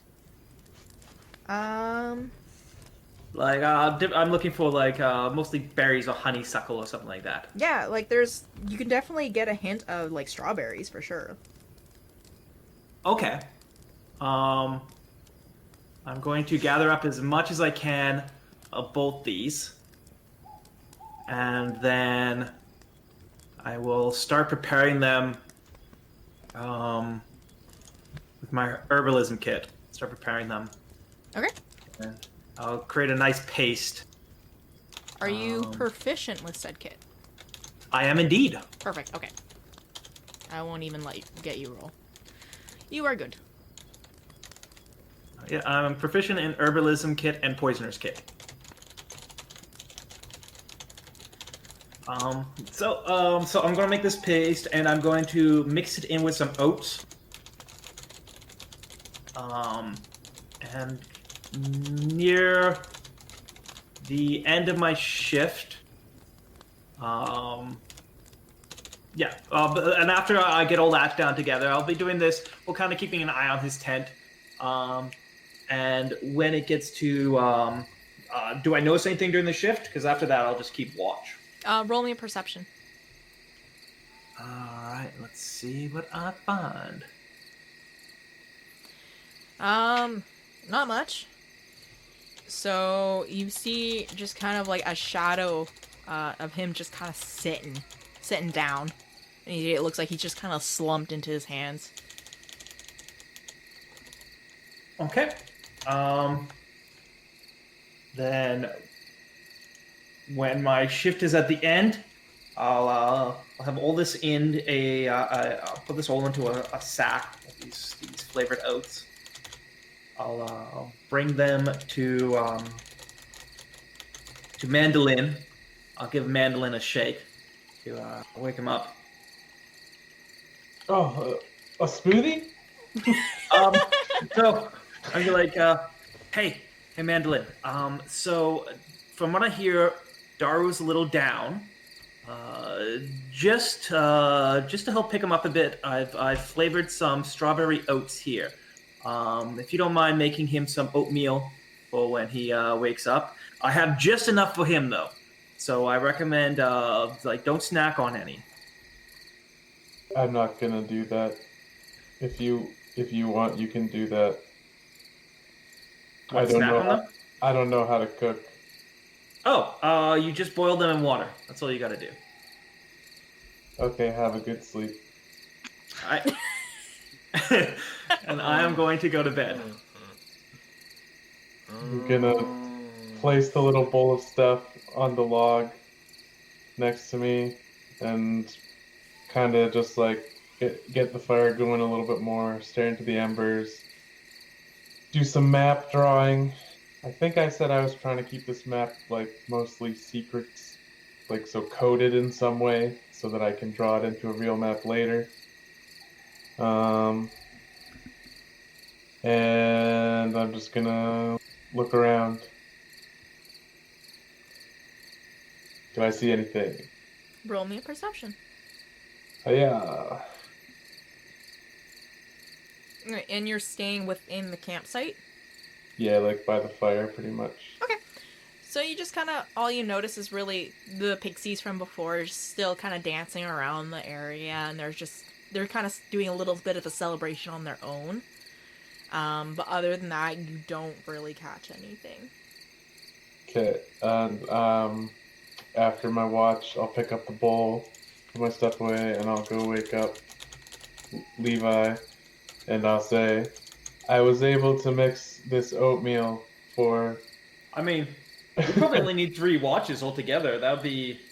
It's 4 hours? 2 hours per, so that'd be 6 so far. Oh, okay.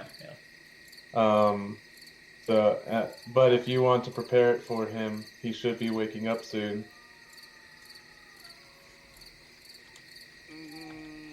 What now? Make this oatmeal for Daru and become his best friend, please. Sure, whatever. Okay, here you go. I take this oatmeal and I walk it over to the tent and I drop it off in the front of the tent, and then I go to venturing. I'm just gonna like watch around the area, Okay. just making sure that no one sneaks in or anything like that. And if there appears to be like there's no one else awake or doing moving, I will go check out the pixies, and I'm gonna extend my bow towards them and just be like, enchant. You're just gonna ask him. I know. I'm just gonna be like enchant bow. Like just like I'm just gonna like basically be like half asking, half telling to see if it has any effect.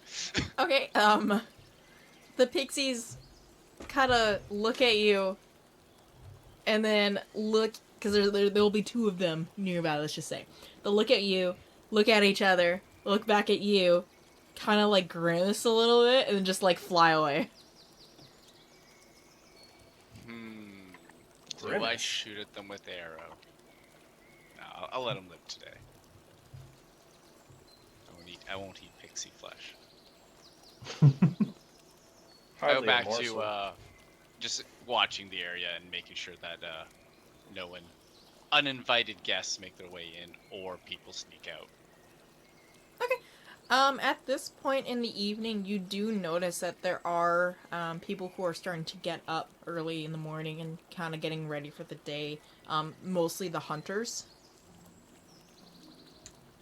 Would I be waking up at this point? I don't know how long do you want to sleep? Do you want a full 8 hours? Ish. I literally had the 0 wear and tear, so I was pretty minty going into that rest. But however long I need. Oh yeah, I guess we did actually get a long rest. Yes. Nice. Yeah, I will definitely take the full long rest. I don't want any exhaustion or anything. Yes. No. You guys do take a full 8. The night before I'll make, a bunch of good berries, just so I have good berries for today. Okay. I forgot to do that. We'd have to do slightly longer than 2-hour watches then, like 2 1/4. So, just for the. So we don't have How to. come? Or else we'll at some point have to have like that amount of time where. Well, I guess one person would be up. Basically, one guy would be up, and then there'd be a delay, and then everyone else would wake up. Yeah, I expect that would be me. Yeah. Well, no, in a long rest it says you can take up to 2 hours watch, so I think 8 hours is fine, right?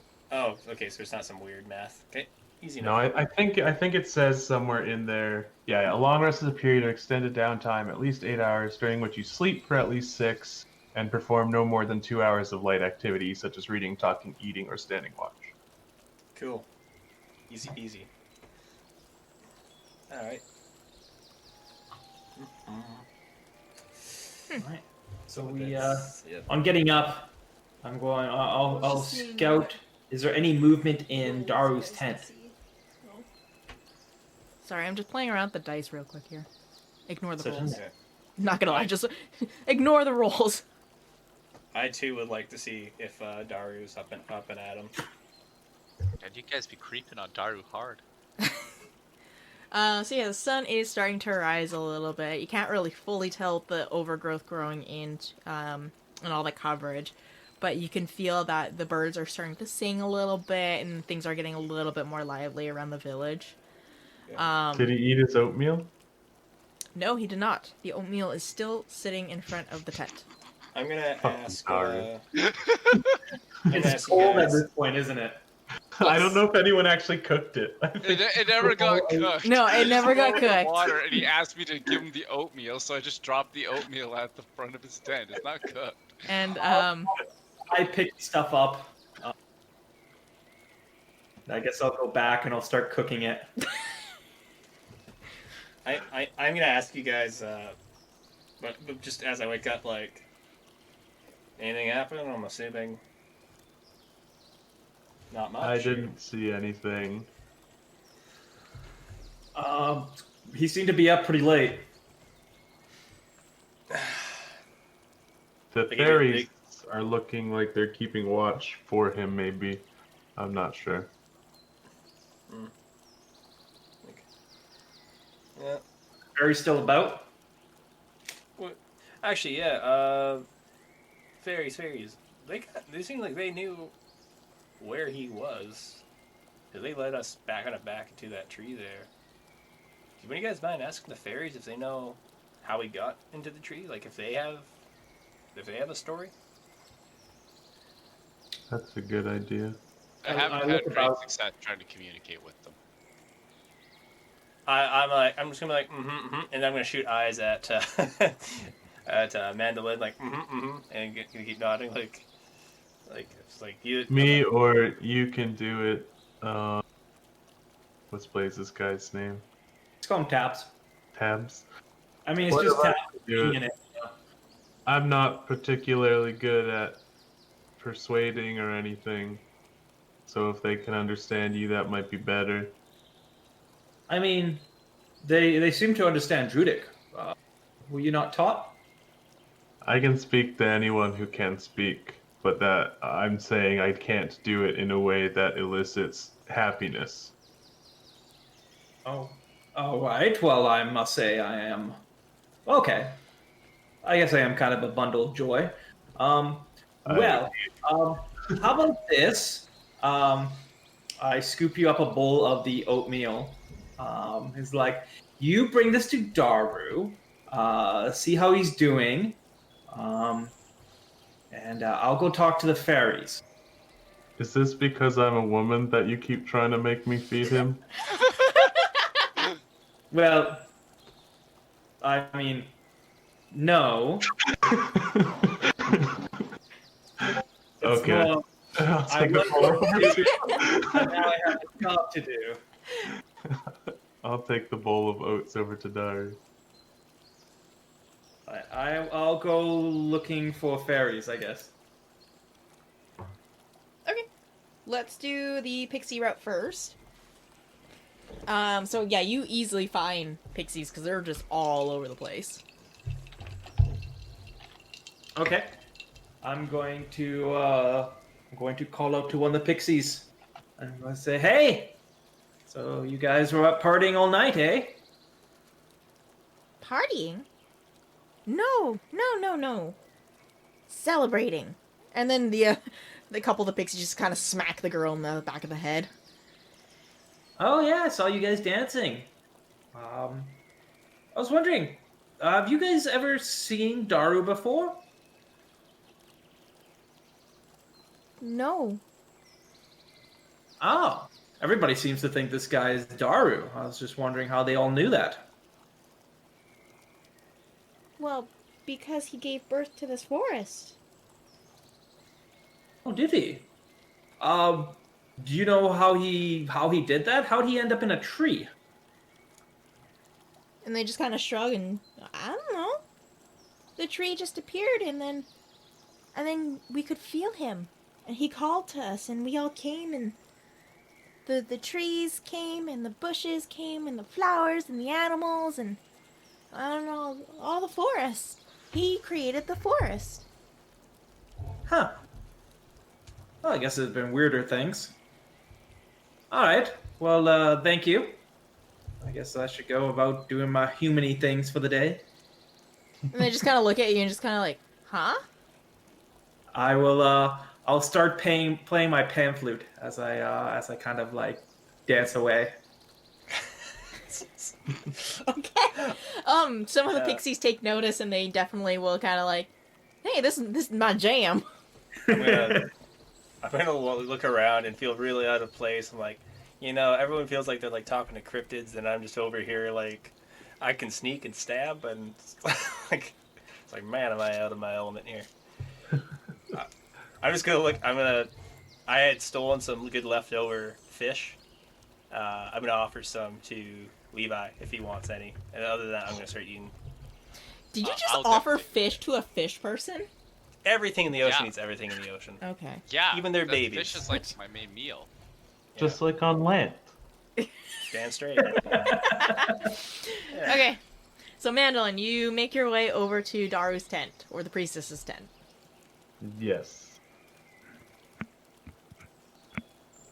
I would eat durian if he was around. Like, I'm just saying.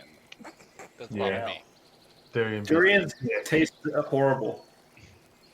Also, I'm sure Durian can kick your ass. Just saying. He has to catch it first.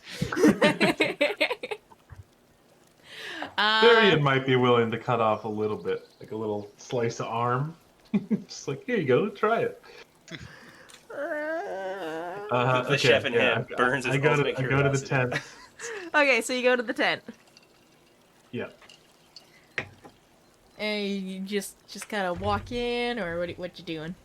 Yeah. Okay. No knock. Just walk in with a bowl of oatmeal. Beautiful. So you see Daru just kind of like in a corner.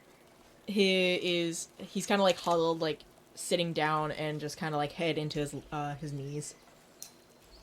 Hey, buddy, I brought you some breakfast. Prepared by the best chef I currently know. And he just kind of perks up. He's just like, oh, sorry, long night. Thank you, appreciate it. I think it was the same amount of time as most nights. Right. I like this kid.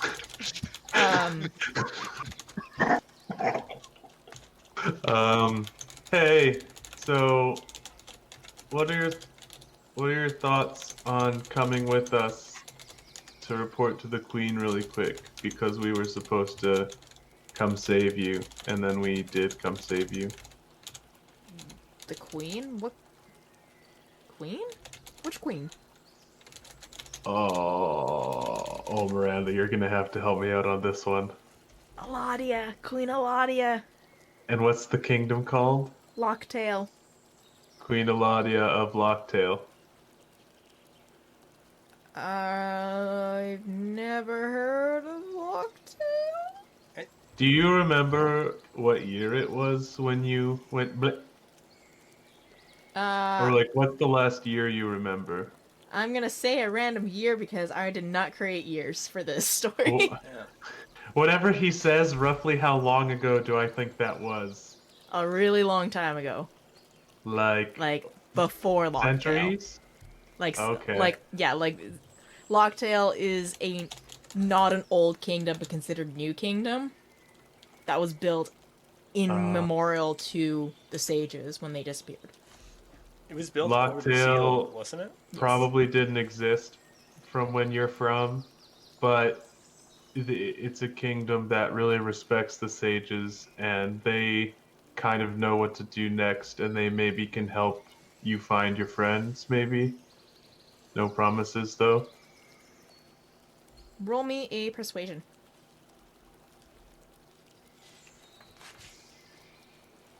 What about, like, a medicine? No, persuasion. Good word is medicine. Can I quick... No, if I guide myself, he'll notice. Okay. 5! I got a -2. Oh, you're So- worse than me. It's closest I to told 0, you! just about, right? I tried to say I wasn't good at this. He just kind of looks at you and he's just like, I can't leave this forest. I need to reconnect with the life here. What? 1 second. It's all jumbled in my head. I know someone who can explain it better. Yeah. I'll be right back, and I'll just look out for the first one of my allies I see outside the tent. I was going to be somewhere in the town, either trying to get an eye on Daru or more food, if I could find more good food, fish in particular, because I'm running out of fish. What? It looks like it's Cody, just based on this map I'm looking at. But Oh, I guess that this doesn't map count. is not the map. I mean, I'm off talking with pixies right now, so. So I think it is Cody then, if you're both off. Well, I was like, Hey. I'm in the village. Yeah, he strolls in the village. I'm not too sure what you're doing there, Levi. Just gonna assume it's Levi at this point. Hey, Levi, I need you to help us out in the tent.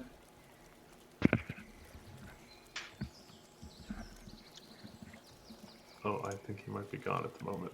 Sorry, what? I Cody, did you're being not persuade summoned. him well, and so I looked out the tent, and you were the first person I saw. So I said, "I need your help in here." I make my way inside. I look at you and what do you want? I really tried not to be the one to do it, but then when I was in there, I figured I would do it. We need to explain to Daru why he's got to come back with us, and why it's so important and good. I'm gonna approach Daru, who I can clearly see is not very joyful in this moment. I'm gonna put a hand on his shoulder, which in this case I have two hands, like two hands on the shoulder. I'm like, listen, buddy. He's just kind of, first of all, he's looking at you like, you're an interesting color, aren't you? Listen here. We need to get you back to see the Queen. That's what we're hired to do. And I think it's best for you. It's going to be great food, great people. You get to live in some luxury. And I get a little bit of gold for it, not going to lie. And I just really think that's the way we should go. If we're going to deal with this demon again, you get all the sages, mages, phlages, all that stuff back together. So let's go. He looks at me, he's just like, you guys keep talking about this queen. I need to go back to this queen and the demon and finding the... Why do I need to go back to this queen? The Queen wants to gather up all the sages to deal with the demon that is returning. Plain Roll simple. me a persuasion. With advantage. Excuse me. That, okay, now with disadvantage. With disadvantage. Nope. Oh God, I think they had that advantage. There we go. And he looks at you and he's just like, okay. Yeah, I'll go. I can always reconnect with the people once things are taken care of. I'll go see this queen and we'll figure it out from there, right? For your sake, we will gather up all the sages. We'll deal with this demon thing super quick, and then you can come back and relax, live life of luxury. That's what we want for you. It's better for all of us. You're like super powerful, so once we check in, you could even come back for a while, after. So, just like walk through a tree or something. Yeah, about that. I feel different. I'm not quite at the strength. I can't do the same things I don't think that I used to do, but... Okay, well, maybe just, maybe you gotta just do a little rehab. I mean, I can try. We can go to this queen. Maybe it's just, I need rest. That makes sense. Well, you can rest on the wagon, and we'll take you to the queen, and help you with everything. And please eat this. God. If Yeah. you'd like, I can spend 10 minutes and purify it in front of you if you're worried. I trust you. It's fine. And he just Okay. gladly takes a big old spoonful. And, yeah, does he need to do anything, Blaze? You seem pretty adamant about this fucking oatmeal, dude. I mean, this was under the assumption he wouldn't be coming with us, and we had to incapacitate him and get him on the wagon. But really, it's I guess it would be, I don't know, it's up to the DM to decide. I was attempting to intoxicate and/or poison him, so. Oh no! I prepared for a lot of options here. Believe it or not, that was one of them. So, what does he need to do? Well, I'm not sure what the DC would be for these herbs. Oh, forget. What's your regular spell DC? 14. 14. Okay.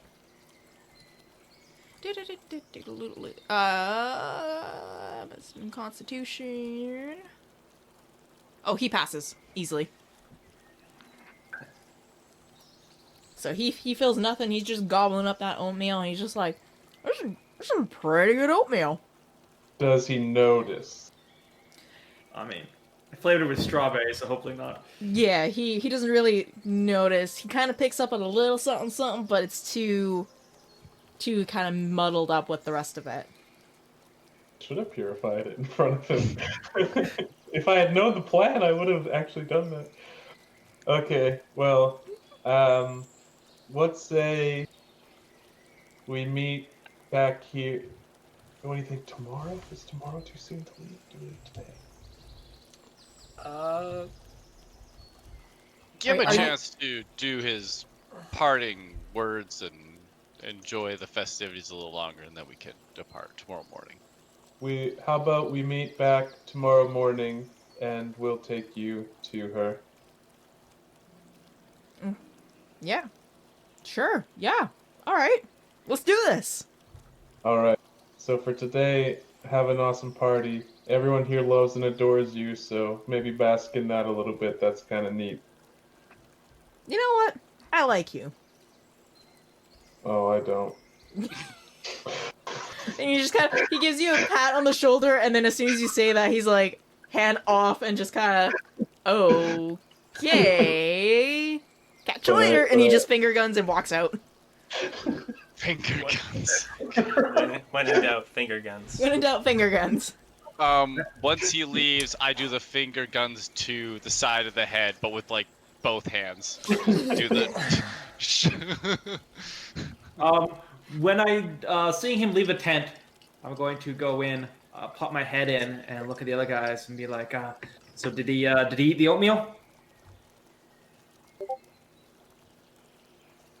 Yes.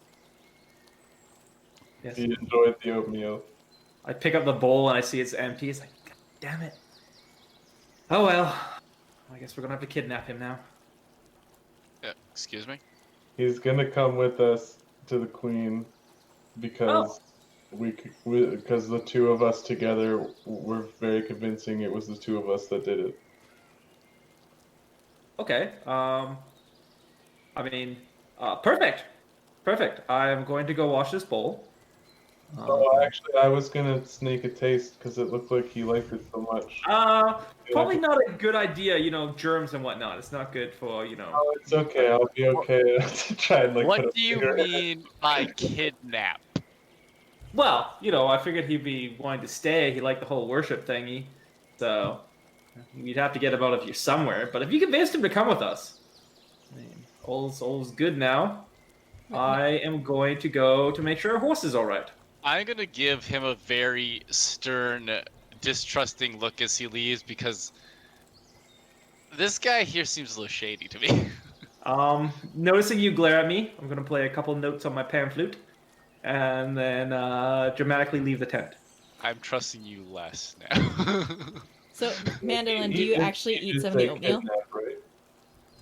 I'm assuming he pulled the bowl away from me, but I did try and get a finger in there. Oh, you can taste it if you want. Okay, I'll taste it. Oh, I'm gonna pop my head back in. It's like, by the way, when are we leaving? Tomorrow morning, we're gonna meet with him and leave. Tomorrow morning. All right, I'll go get the wagon ready. And Mandolin, please roll me a Constitution saving throw. Damn, that was some poisonous oatmeal. You just start fucking- feeling... You are drunk off your ass. Yes. You start feeling a little something in your stomach, and then all of a sudden you look around, and then you start seeing double of Levi there, and you start feeling a little woozy. One fish, two fish. And I'm just gonna like curl up on the floor of Daru's tent and take a nap. Beautiful. Sounds good. I'm actually gonna use a second level spell to summon a little beast to like cuddle up with as a pillow. I'm gonna grab Daru's bedding. Like if there's a blanket, just throw it over top of the. That's like as nice as I get. I just literally take it, just gonna toss it over. I mean, technically this is Nameless's bedding. Yeah, I was gonna say, Yeah. partway through your little nap there, Nameless walks in just to kind of get changed for the day, and she's just like, what the hell? And just kind of ignores the fact, lets you sleep, and just gets her stuff and leaves. Yeah. This whole time, I'm just not in the tent. I'm just eating, trying to find interesting people, and just kind of asking them about the area if there's anything cool to see. It's like we're probably not gonna hang around too much longer. Is there anything cool to see that you'd want to see if you had only one day to be here? Besides, obviously everything that just happened. Okay. Roll me an investigation to see if there's someone interesting to talk to. 18. 18. Okay, yeah. So you see a group of like teens. You see a group of teens, and they're just talking, and it's just kind of casual high school hallway kind of chatting. And so you just approach them and ask them like, if there's anything cool, and they just kind of look at you and they're like, well, I mean, there was the pond, and there's the praying tree. It really isn't a whole lot. I mean, there's a really cool stump that has bugs in it. I think we might have seen the stump already. There's no other cool stories in the area, like ghost stories or like hidden areas or some place that you're at, like anything. If you had one day, is there anything you'd want to check out, or is that about it? That's about it. Most of us haven't really been beyond this kind of area, but it's hard to say. Most of the time, the pixies would have stopped us. Oh, that's pretty interesting, actually. For whereabouts do the pixies tend to stop you? Usually the pond. Usually beyond kind of like a barrier. I don't know. We call it like the stopping line. The barrier, you mean before the pond? Yeah, before the pond. Kind of loops around a little bit. Around the entrance, too. The entrance to what? The village? Yeah. Alright. Just general, like, they just seem like unassuming, trusting teens.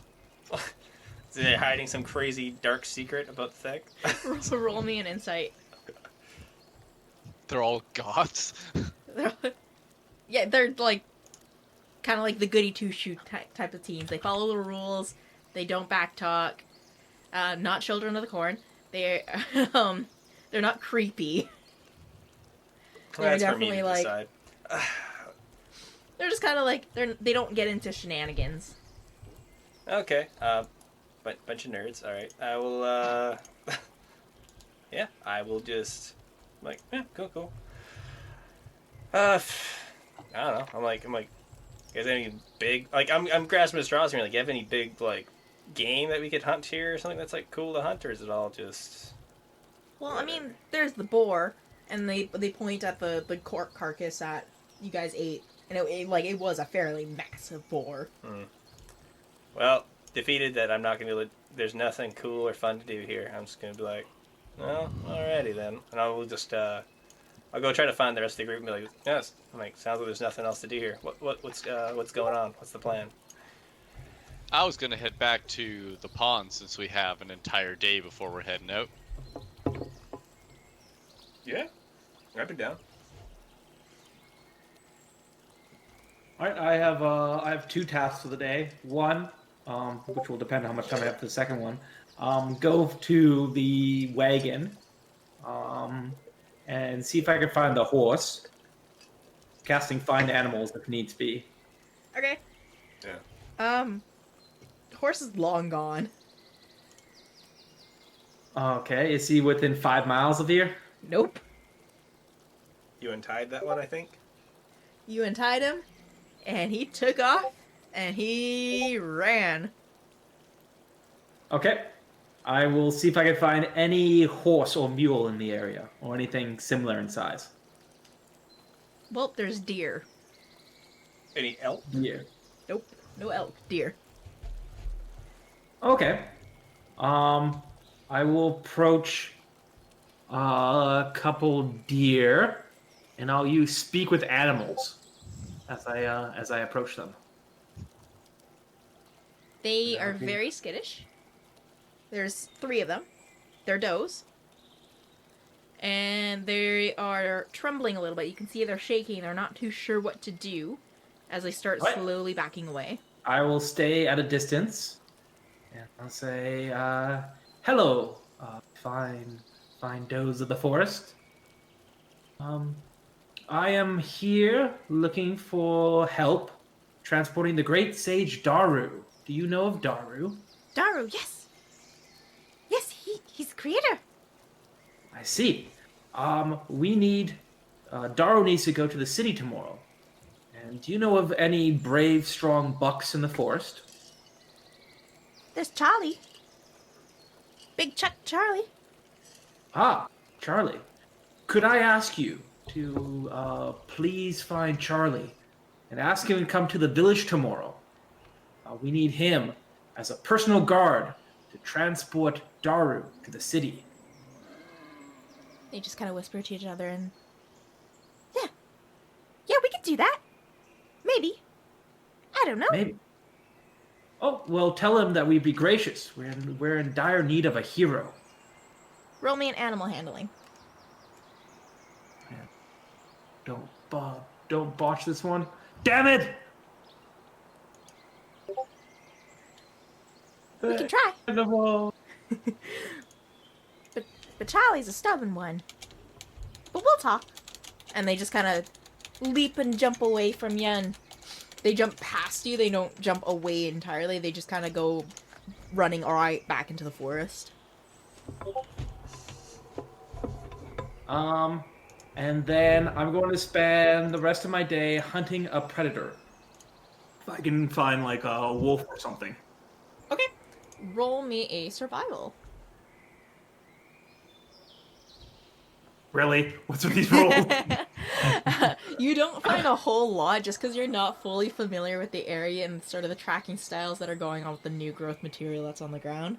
You do find like a little bit of like the fox tracks and the deer tracks that you just recently saw for the deer that you were talking to, but nothing too much in terms for big game. However, what's your passive perception? 14. 14? You hear a crack of branches from behind you. Okay, I bring it up. I turn around, raise my shield, and see what's coming up behind me. Easy, it's just me. And you notice it's Daru coming from the bushes. Good morning, Daru. Morning. I just really want to get a connection of the earth. Just really wanted to get a feel of this place. Ah, I see. I was kind of connecting with the earth myself. I was out hunting this morning, but I can't seem to find anything. Oh, really? I mean, I don't know much about the area, but it seemed that the boar from last night was something that can be found around here. Yeah, I guess so. I don't know. It was more of a ritual thing. Oh well, I could always find something for Bruja later. But Bruja? yes, Brujeria. Grandma Bruja. Oh. She watches over my village. So every once in a while we'll hunt game. She mostly likes predators. She also likes candy. We'll bury it under the oldest tree we can find. It's just as a gift. Fascinating. Really, really fascinating. You know, I have never actually met a follower of them before. Can you tell me more about them? I guess so. I know a bit. I guess a long time ago, our people aren't from around here. We were kind of forced here because the orcs drove us out of our home. And we weren't the strongest people. And the orcs still hunted us, and the wolves hunted us, and the bears drove us from our homes. And eventually we got driven further and further into the woods until we met Grandma Bruja. She talked to her chieftain. She promised to help him and her people and make us strong if he would help her bear 3 children. So he did that. And in return, she blessed the children with special gifts. All denoting with the different seasons. And they grew up strong. They grew up and wise. And with their leadership, we were able to drive back the orcs. and the wolves, and we were able to live in the forest. And I'm not sure if the village I'm from was where we originally settled or if we traveled, but there's still quite a few people in the village that worship her. Though it's less so now. Nobody's really seen her for. I mean, all the tales are a couple hundred years old. I mean, nothing special there, though. I don't think anybody sees any of the gods. But yeah, so I point out my goat-like, well, my elk-like feet. Me and my mother were also blessed by Bruja, but she got a little luckier on that one, though. Fascinating. Very fascinating. I bet Nylia would have liked you. Oh, well, thank you. I mean, if you'd like me to do a prayer for you, I guess I could always. I'm not finding any wolves or anything today, but maybe I could find some honey later. I would like that. I'd appreciate it, in fact. So what are you doing out here? Well, it's like I said, I was trying to get a kind of a layout of the earth and kind of reconnect myself with things, and I seem just a little lost, but I'll get there eventually. With Nylia by my side, of course. Your appearance seems to be a bit of a confusing event. I know you can't remember anything. I tried talking to the pixies yesterday. As far as they know, you just sprung right out of the earth.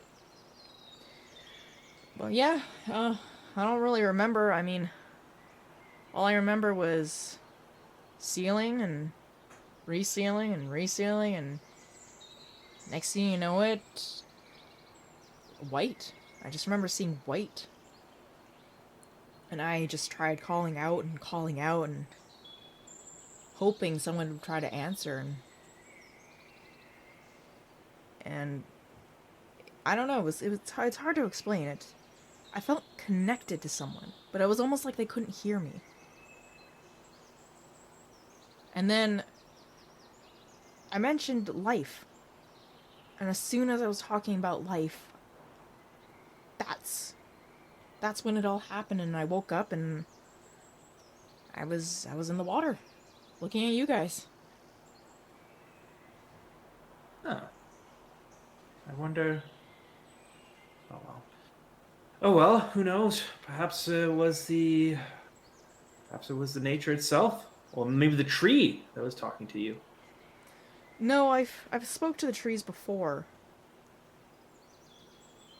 Hey, you don't happen to know what happened when I was, I guess, reawakened or fell out of the tree, as some people say? Well, let's see. We got some cryptic messages left behind on how to find you. They led us to the pond, in which we were supposed to find a blue flower, and that's when it got a little weird. We had a giant rock creature person. I don't want to judge. It was a giant rock gave us the blue flower. You can see a smile just kind of crosses his face, and he's just kind of like, Pebble. Well, I wouldn't call it a pebble, more of a boulder, or a tiny mountain. But yes, they gave us a flower, and then we took the flower to the tree, and then I was concentrating, and a voice started to speak to me. Now, this isn't the first time I've heard voices. Bruja does speak to us, if you really listen. But this was a different voice. And it gave me some lines to speak. I don't really know what they mean. I just kept repeating them. And as I repeated them, the tree opened up. And then very, well, I won't lie, very ungracefully, you kind of slid on out. Vita es vita. Yes. Yes, it was, Vita's Vita. What was the second part of it? Vita. He keeps repeating it to. Oh yes, Spiritus Pro Anima. Yeah, it was you. I had a feeling it was you. You're the one I spoke to. Oh, wow. That was surprising. I didn't know you could hear me. Well, I didn't know anybody could hear me. Oh, that was you I was hearing. Oh. Well, I guess that's one mystery solved. Although, I mean, no offense, I was a little disappointed. I thought maybe, some great nature spirit was reaching out to me. I guess you are kind of a nature spirit with being the whole sage of Earth and whatnot. And he just kind of shrugs. He's just, yeah, kind of comes with the job. Speaking of which, is that like an official, like, how do you get that title? How do you become the Earth Sage? Oh gosh, that's taking me back. I don't know. There was one day a voice called out, and I was drawn. And next thing you know it, I had a blessing bestowed upon me and powers beyond I could even imagine. I just went from this kid in the forest just running around causing trouble to this great, mighty, powerful person. And as he says that, he'll wave his hand, and then the blue flowers that you would have seen from the stone just appear all over his hand. He's just like, yeah, I still don't believe that all happened, but here I am, years later, and I was even in a war. So everybody's telling me about this war. What were you fighting? Were you actually fighting an army of demons? Yeah, there was gates that were open, and demons were running havoc all over the place. Here we are, all minding our business, and next thing you know it was all blood and fire. Literally. This great demon everybody keeps talking about, did it have a name? I'm not good with names. I'm gonna be honest here. I'm sure... I'm sure if they were around, one of them might remember. Huh. That's one of those things that seem to have been lost with time. Hey, listen, speaking of time, I got a favor. I know this is asking a little much. I mean, there's something weird. I've been walking around this forest all morning, and something feels off. Something just doesn't feel right. Can you help me figure out what's weird? Oh gosh, it's like, sure. Well, were you feeling this way after breakfast or recently? No, I've been feeling this way for a while now. I don't know, it kind of kept me up all night as well, and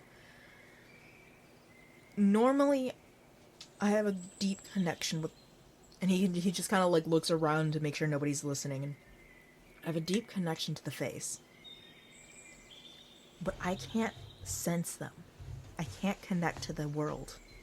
I can't call on them. I can't do anything. I can talk to the pixies here, and I can talk to Ari, but I can't connect back to the world. Huh. Well, I mean, hopefully, maybe it's just because you've been asleep for so long. It might come back later. That's what I thought too, but when I asked Ari, she said she couldn't figure it out either. She said it's been like this for a while now. Who is Ari? Is she the priest? Oh, I'm sorry. And he kind of waves his hand a little bit and then flips it over. And a little bit of a light sprinkles, and from his hand sprouts a fairy. God, I'm And she kind of looks up, and she's just like looking back at you, looking back at our Daru. And she's just kind of like, oh, what now? What did you do, Daru? See, good morning, Mari. Good morning. Did he cause trouble again? Oh, no. I'm afraid it was me causing trouble this time. Well, what is it? What's going on? I normally don't just get summoned out of nowhere. Oh, we are just talking about, his current disconnect from the Fae. Yeah, Daru, are you sure? And Daru just kind of nods. I can't go home. I don't know why. I just haven't been able to go home. Huh. Well, I mean, it's not much I could do about that. My connection with the Fae isn't anything special. Well, Perhaps. here. Let's make a deal. I'm going with you guys to see this queen anyways, right? While I'm busy Yeah, with the sure. queen, why don't you take Ari? And because I'm going to the queen, maybe you can help me out by going to the Fey world and go to the portal and see if maybe something's funky. Ari can lead you there. I can do that. Ari just looks back at Daru and she's just kind of like, Daru, what are you doing? And he's just, shh, it's okay, I'll be fine, I'll come back for you, everything will be great. And he just kind of hands Ari off to you and she just dissipates immediately. I just look around, like raising my arms to like check my pockets, and it's like, so is that normal? Yeah, here, let me show you. And he starts taking the time to teach you the summoning spell that will allow you to summon Ari. Which I will give you the sheet for later. That sure. I could always do a homebrew. Is it a spell or an action? Like, is it an actual spell? Or... It's just kind of like a summoning spell. I actually have Ari stats and everything too. Oh, okay. Because if it's like a spell, yeah, just tell me. I could always do the fill out the homebrew spell thing. Put it Yeah. in. I'll send you the document. I don't know where I put it. I got it somewhere. It's here. All right. Well, I'll bow to Daru. Respectfully, like I will take good care of her. You have my word. Thanks. She's very special to me. Well, right now she's the only person I got. I was lucky to even find her. I thought she'd be gone. Was she in the tree as well? Yes, she was. By the way, perhaps you could do me a favor. We seem to be missing a horse to pull a wagon. So if you happen to see a giant buck named Charlie or anybody else able to pull a wagon, you just give them a heads up that we'll need a hand tomorrow. Oh, yeah. I mean, I'm sure I can work something out. Oh, much appreciated. I will kind of look about a little nervously. I'll let you to commune with nature. If you need anything, just give me a shout. Yeah. Yeah, for sure. With that, I will. I'll give him a nod, and I'll head off, and I'll start making my way back to the village. Okay.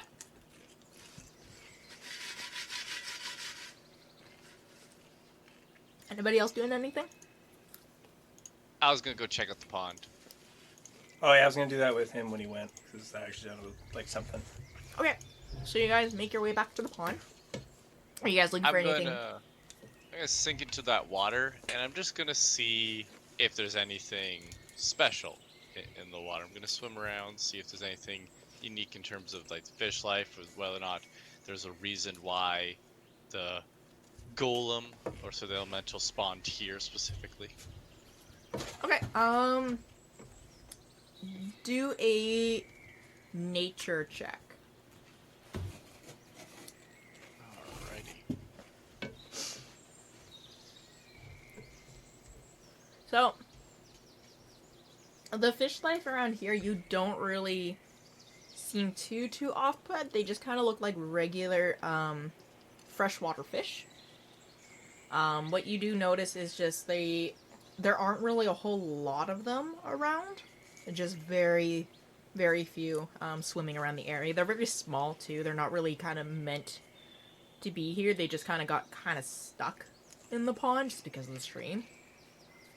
Okay. In that case, I'm gonna climb myself onto the rock to see if there's anything that remains of that elemental. Okay. Make me an Arcana check.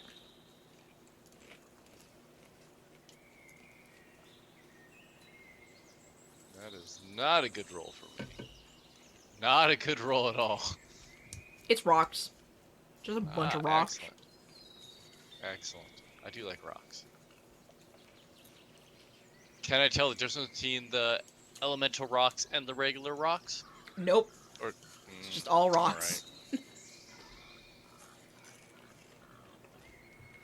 In that case, I look back towards my feline companion, and I'm like, give the raised arms, like there doesn't appear to be anything here, and I Okay. jump back into the water. Okay. Just for sake of checking stuff out, I'm gonna follow this river or creek to see if it leads anywhere in particular, or if I see anything on the way. Okay. I'll travel with them, just keeping in the water. So make me a survival. Do we both make one, or Yeah, both make individual survivals. He did not survive. you gotta make one too? Yeah, just gotta scroll on down to it. Man, my rolls are just sucking now. Yeah. Okay, so as you guys walk through, you notice that the rocks and whatnot within the area are a little bit on the slippier side. So you do slip and slide, and it's not a very graceful walk along the streamline. It is just straight rock. How far does it go? It just keeps going, and you have no idea how far it actually goes. I'll climb a tree and try to see far down to see how far it goes. So, you climb a tree, you utilize a perception. Okay. So nat 20, 23. Yeah. So, you kind of guess, kind of like the track of where the stream turns into a river, and the river eventually leads up to a mountainside, and on that mountainside is an actual snow peak that has a little bit of a glacial material. And that is where the water is actually stemming from, but it is like quite a ways out. Like more than one day? Like more than one day, yeah. Well, I'll head down to Levi. Or Levy. Yeah, looks like this comes down from the mountain up there. There might be something in between here and there, but I kind of doubt it. I saw Understandably so. Yeah. I make my way out of the water, and I'm gonna quickly just go investigate this stump to see if there's still something in there, or if the pixies are all gone. Yeah, straight up, the pixies are gone, and it's just like a bunch of little holes, like kind of like when a woodpecker attacks a wood, like bark. That's just what it really looks like. Lovely. Well, since this seems to be a non-adventure, you want to just go for a hunt? Yeah, let's go try to kill something. It's- You can either both make me a survival, or one person does it with advantage. I'll let him do it with advantage because I'm more of a water guy. I can advise, but I'm not the best hunter.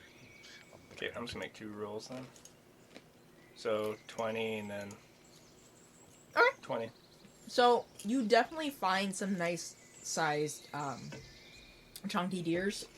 You also find, the odd rabbit, you find, a few foxes, you find, quite the haul. Take your pick, what you want to take back. Do we find any trophy deer?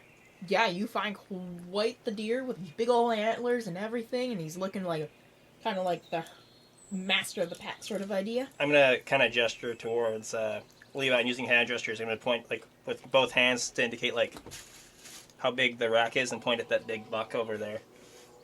And I'm gonna kind of gesture with my bow. I'm like, do you want to take it? I do like a nice rack. Let's go for it. Okay. Roll me an attack. I'm gonna position myself. I'll try to sneak wide around to get on the other side. I am going to use... Can I utilize my Dread Ambusher attack in this moment? Yes.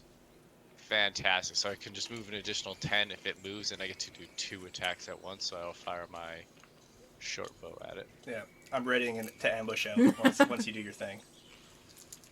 Yeah, that hits. Alright, so I will... Oh, well, it won't let me roll for damage. Okay, weird. I will just roll it individually then. Yeah, he's dead. You headshot at him. Woo! Go Yeah. us. I'm So gonna. that definitely was Charlie. Nice. And as you guys go up to him, you notice a big like buck teeth hanging from his jaw. What? Used buck tooth Chuck Charlie. There we go. God, what the hell did I call him? Chuck Charlie. So he had big chunky teeth. Well, I'm gonna be like, well, let's not let any of this go to waste, and spend some time to try to prep as best as possible. You know, take as much meat as we can. Mm-hmm. Or do you? I'm gonna look at it like, is it enough? Is it so big that we could pack it all back, or would we have to take parts? You say it's a deer, so I'm assuming it's only like. It's a fairly big sized deer. You guys can probably 2-man it, and make some strength checks. Let's do it. Cool. We'll do that. Okay. I'll see the general. Yeah, we might as well just do that. Yeah. Well, we won't walk on the freaking riverbed because clearly that was we'll take a more tame route back. So what do you want? You want athletics checks or Nope, just regular strength. just regular old strength? See how well we do. Sure. Mhm. I do really bad. I get a 2 down to a 1. Okay, so you go to pick up this deer, and straight up, Shoal, you're just kind of like, I'm struggling here. Whereas Levy just picked it up, not a problem, and it was just kind of like, oh no, you're not doing the thing, and eventually you start losing your grip and losing your strength behind it, and Yeah. both of you just completely fail at dropping the deer or at picking up the deer. Let's do some field prep, clean this thing up a bit, make it a little easier to pack. Sounds good. So we'll take some time. We'll gut it, quarter it, skin it. Yeah. I say with your experiences, you guys have hunted before many times. Roll me at medicine checks with advantage because you normally are proficient in fish. Medicine? Okay. Just to make sure you're cutting off the right pieces. Well, this is, like entrails. And so we're both making rolls, or? Yep, both rolls with advantage. I'll just use we're both making rolls with advantage. Well, it's like, he's like the king of this. So, Yeah. 15 and a 20. Okay, so Levy, you definitely get some really nice, clean cuts. No problems whatsoever. Nice. You're even able to remove some of like the hard cartilage and everything as well. Shoal, you got some pretty decent cuts. Little bit of shredding here and there, but it was still nice enough to be able to get really solid, good chunks of meat. I'll say, seeing Levi's skill with the knife at the initial start, I'm gonna let him take the lead on getting the hide off. I'll spend more of my time actually butchering meat itself. Yeah. Just because like I go to look and I want those antlers. That's very important to me. I'm making sure I get those. Yeah, absolutely. With that roll, you definitely chop them off.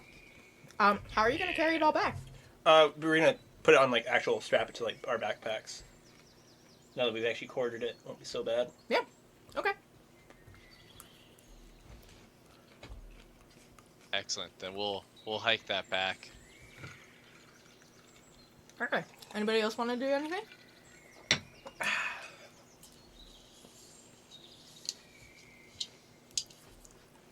When we get back to the camp, I do want to get to a fire and start smoking the meat so that it will not go bad on us very quickly.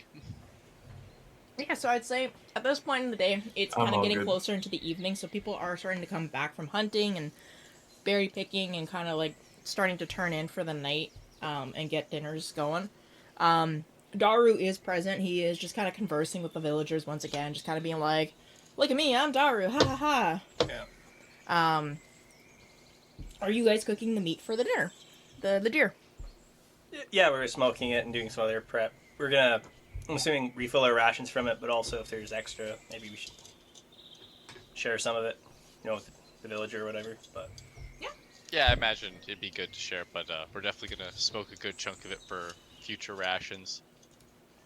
yeah, Right on. And I a few- also want it's a few to days do back. as I do, and I want to incorporate those antlers into my bow, so I can have like this cool antler bow. Okay. Just strap it on there. I feel the string. I mean the cord's gonna get caught at some point. No, Yeah. because they're facing forward, so they're not. They can't possibly catch. For like Or ornamentation, catch an arrow. you want them No, like because the antler's going out from where I fire the arrow. Like if I'm firing an arrow like at a 80-degree angle upwards, that I'm using my bow wrong. Are you like breaking parts of it off or cutting them to like and mounting specific parts? Are you just having like how are you putting the rack on? I'm just curious. All right, so the idea is that I'm taking these antlers and having them kind of go upwards. Like one's gonna go up and one's gonna go down. And they kind of replicate how the bow has its own arcing. They're just going the opposite of that. Okay.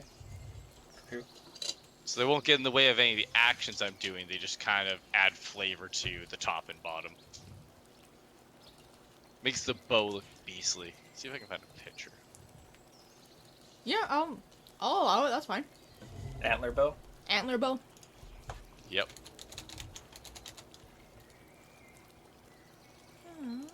You know what? It is a thing. Yeah, it actually is. Mhm. Yeah. So yeah, so you now have a antler bow. Yeah. Fantastic. I now channel the power of the deer. Yeah.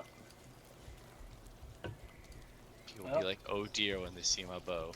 I'm gonna try a little piece of the deer that we get a little the crispier parts are for the smoke. Give it a taste. It's like I don't know.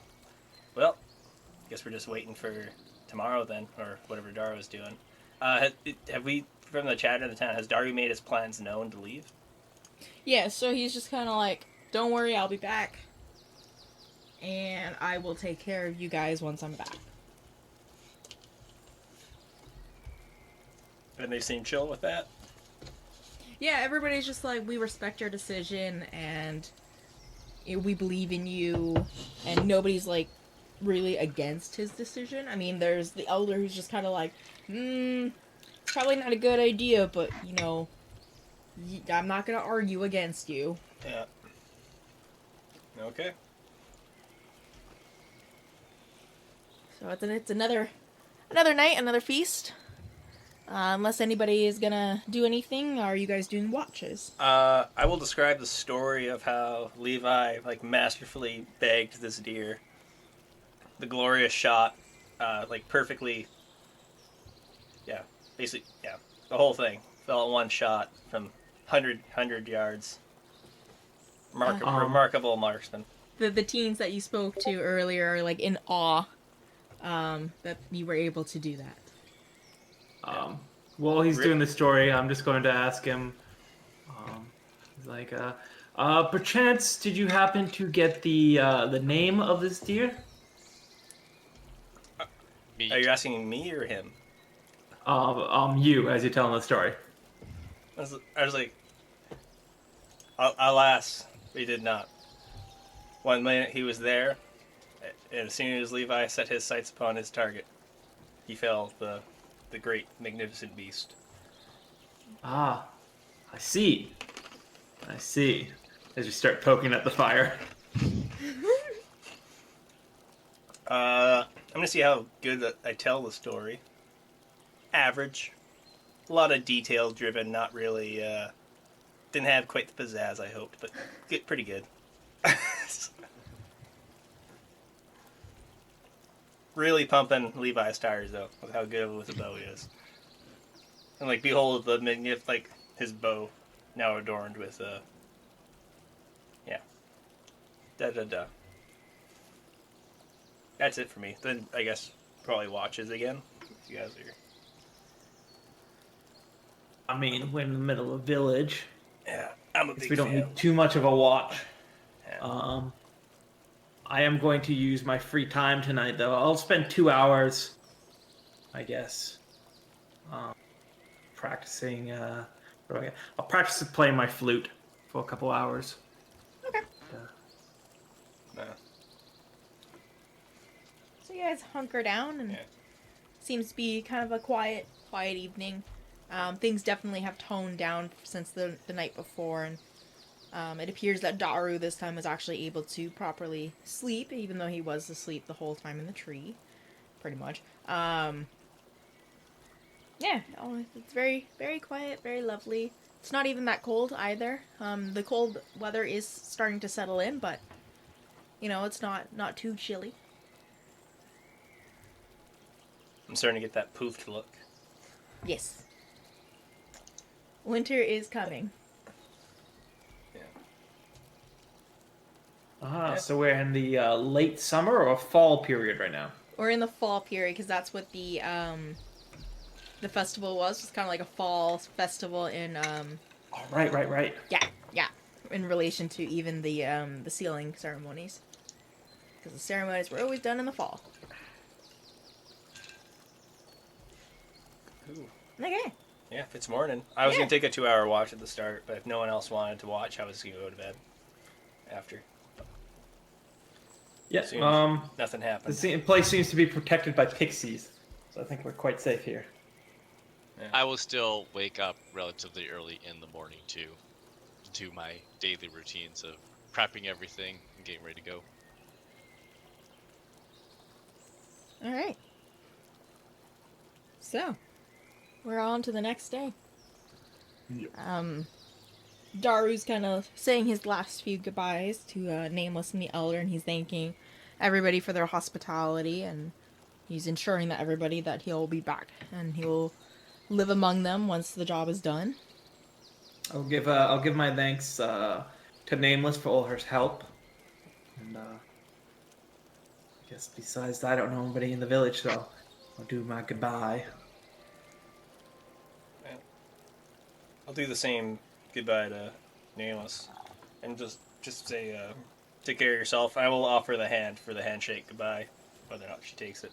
Yeah, no, she definitely grabs with both hands and just kind of vigorously shakes. All right. She does go up to you, Levy, and she holds up her quiver, and she just kind of looks and she's just like, I'm not gonna use these for much longer, but if you want to take them, here, by all means, take them. And she hands off her arrows. I accept them and I give a thankful nod. Beautiful. You have 10 additional arrows added. Woo! Thank you, Nameless. It was because of you that we could get Daru back. You're pretty cool. I'll write you a letter if I learn how. And she looks at you and with a smile.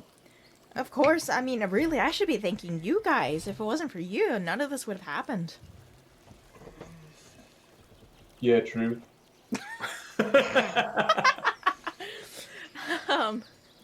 I make my way to the edge of the village towards our wagon. I just wait for the rest of the team to finish their goodbyes so I can start leading the way back. Daru eventually approaches you guys and he's like, okay, so, where are we heading? Back to Lochtale. the city, I guess. I'm looking around. I'm looking at a cart. I'm looking around. It's like, appears a horse has run off. Don't worry about it. You guys help me, I'm helping you. And, he shape shifts and he starts using his beast form. And, he turns himself into a large, kind of like bear-looking like creature. And he just kind of looks at the cart. And is like, "Yep, let's do this." All right, I'll start fastening the harness to him, fitting it on so he can pull the wagon. I'm going to ensure that this harness is being done correctly. I'm going to look at the knot that you guys left on the tree, and I'm just going to be shaking my head like, oh. Like, if you had done this on a ship, you would have been scrubbing the decks for weeks. It's just the lamest little on the tree. It's like, okay. Next time, I'll be tying knots, but... Because obviously I didn't see any of that. So, of the shenanigans last time. Cool. All right.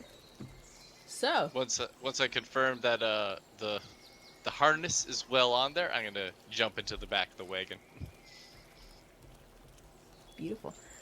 So unlike the horse that you guys had, Daru runs at a very quick speed. And you guys literally have to, like, hold on tight. There's no seatbelts, but you have to hold on, like, as if there were seatbelts. Otherwise you are falling off the crate for sure, or the cart for sure. So this thing doesn't have I very better good hold on. suspension. Alright, cool. I'm holding on. So you guys, instead of doing a 7-day trip, he's able to do, with consistent change in his beast form, turn that 7-day trip into a 3-day trip. Of him just booking it. Of course, with help from you guys to guide where he needs to go, because he has no idea where he's going. Yeah, repairs to the wagon, I'm assuming, because just Yeah. just mock one down the road. Yeah.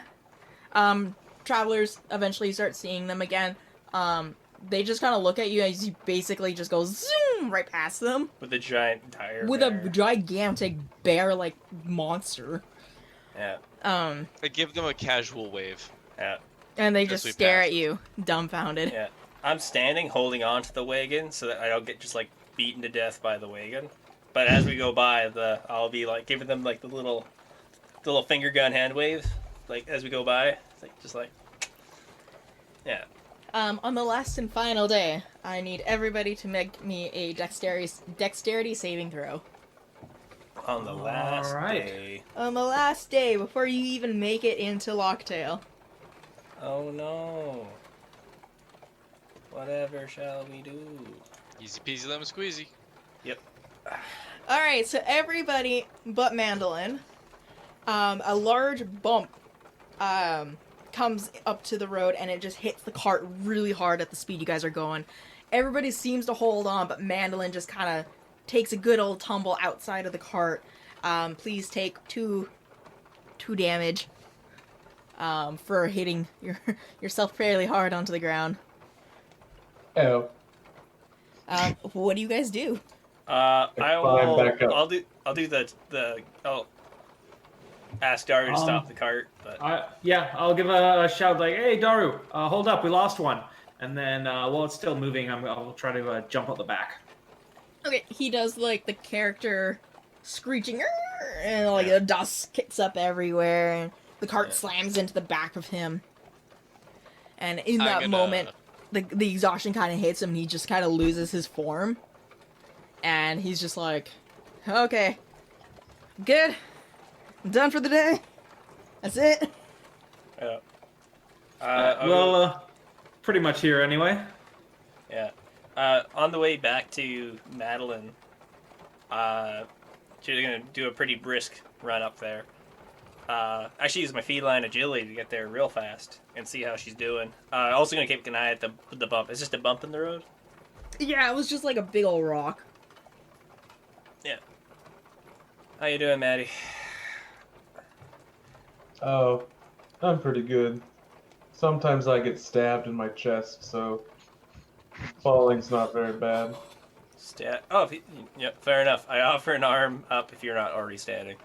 I claim, or I take arm Okay. and get back up. All right. So I'll make the way Thank you back. for providing arm. Welcome. I was say welcome with a slightly befuddled look. I'm like, all right, let's get back. And we'll just make the way back to the cart, I guess. So Daru kind of looks at you guys. So I can't do the thing anymore. I'm kind of tapped out. What do we do about this? And he points to the cart. Well, I'm gonna look at the other. Well, specifically, I'm gonna look at Taves because I've actually seen him do it. Like, can you do the thing? Wait, what thing? What thing are we talking about here? The turn into a thing that you're not thing. The thing that he was doing. 'Cause you did that at the Coliseum, right?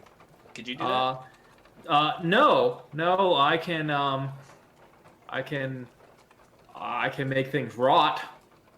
I mean, I don't What? see how that will help us. But you turned into a beast when we fought. No, I don't, and I'll use my wait, I can use. Let's see, what option?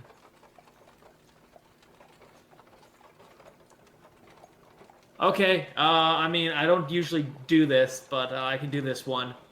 Um, I will use a wild shape, and I'll turn into a horse. Woo! I Is- take is- the harness and I throw it onto the horse. The Tabes horse remind me of Tabes, or does it just look like a horse? That's disgusting. Well, it's more of like an elk with it's kind of a cross between a horse and an elk, but with antlers on top of it. Very cool. Just imagine a horse with his face. This Oh, thing is so- a perfect Never- horse, and the neck just ends at his face. And it's considering the Basically, wild in shapes, that way. the wild shapes I used during the fight were all for halo of spores and stuff like that. So pretty much, I created a cloud of spores to attack things. Yeah, I Yeah. thought you used one for health Neither of reasons, us have but- ever turned into anything. I thought he was turning into an animal to get HP or something. I might have misremembered. No, literally, I was protected by a swarm of spores. I had Oh, that the- impression too, so Oh, okay. I thought he was getting 10 HP from like beast shaping. yeah, that's what I thought as well. I totally was getting the same vision. It uses your wild shape, which is probably what happened. It's just one of the alternate resources for druids, though. Okay. Symbiotic entity, it's called. All good. You can pull this All card. right, so I strap up our new elk horse individual, and I'm like, we good to go. And I jump back into the We've got wagon. an hour of horse. An hour, of course. So you guys are going to lead. I'll quickly mend anything that might have broken. I don't know if anything got too bad. No, it was just you. Okay. Quickly mend myself. I'll extend a hand to help Daru in the wagon since he seems so tired. Yeah, he What's this graciously thing do? takes it and he's just like, thanks, buddy. I give him 3 thumbs up because one of my hands is pulling him up. Yeah. Yeah, 4 arms Oh. apparently. Right, so we're heading towards the castle itself, so I'm going to start heading that way. So you guys gradually make yourselves on your way to the castle. Thankfully, you guys weren't too far outside of the city itself. You begin slowly starting to see the walls of the city, and then make your way inside. If People I are need to kinda- make use a second wild shape, I will to get another hour. So Yeah, no, within the hour, like, you're cutting it very close. But you definitely make it within the hour. You've got, like, 5 minutes to spare reaching the wall before you have to drop it. and back to the two-legged me. Yeah. So as you guys enter the city, Daru just kind of starts waving to the people. He's just like, "Hello, I am Daru, the Earth Sage," and he's kind of like boasting. He's just like, "I am here. Don't worry about it." And people are just kind of staring off, like, Who's this guy? "Okay, okay." Yeah. I'm not gonna make too much of a comment, but I'll be keeping an eye out for just in general people's response. I'm assuming most people are just kind of that bewildered sort of response, or Yeah, avoiding they eye just kind of contact. like have that doubtful sense to it. Okay.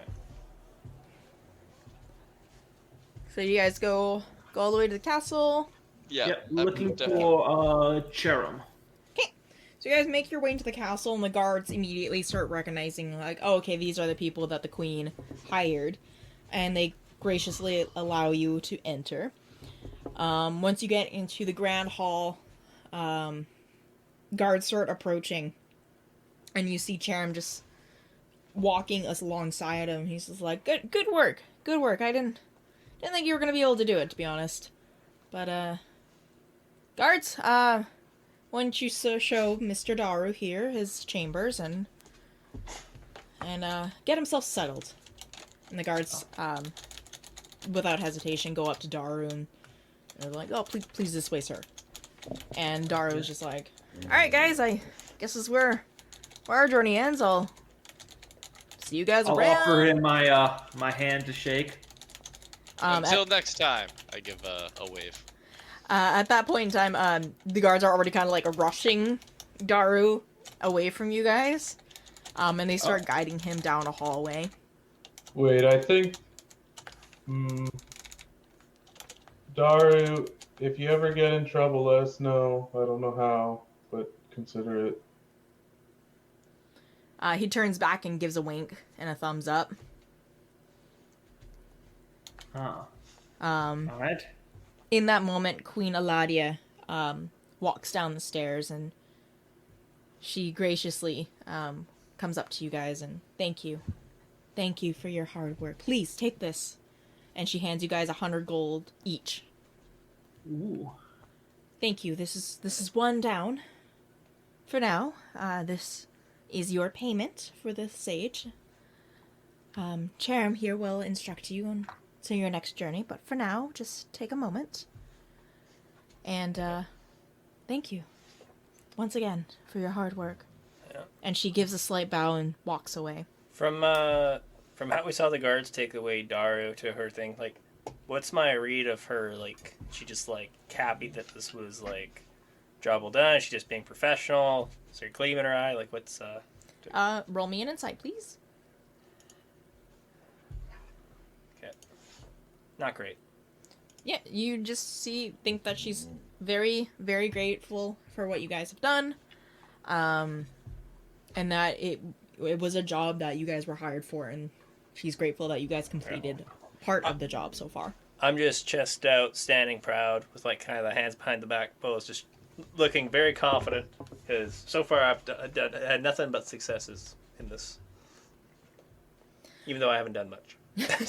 I'm counting out my gold and thinking, where's the next mission? Where do we go to next? Follow me. Yeah. Charam waves you guys towards kind of like a war room sort of room that he has. Excellent. So we'll have one of those like big round center map tables. Oh hell yeah! Oh yeah.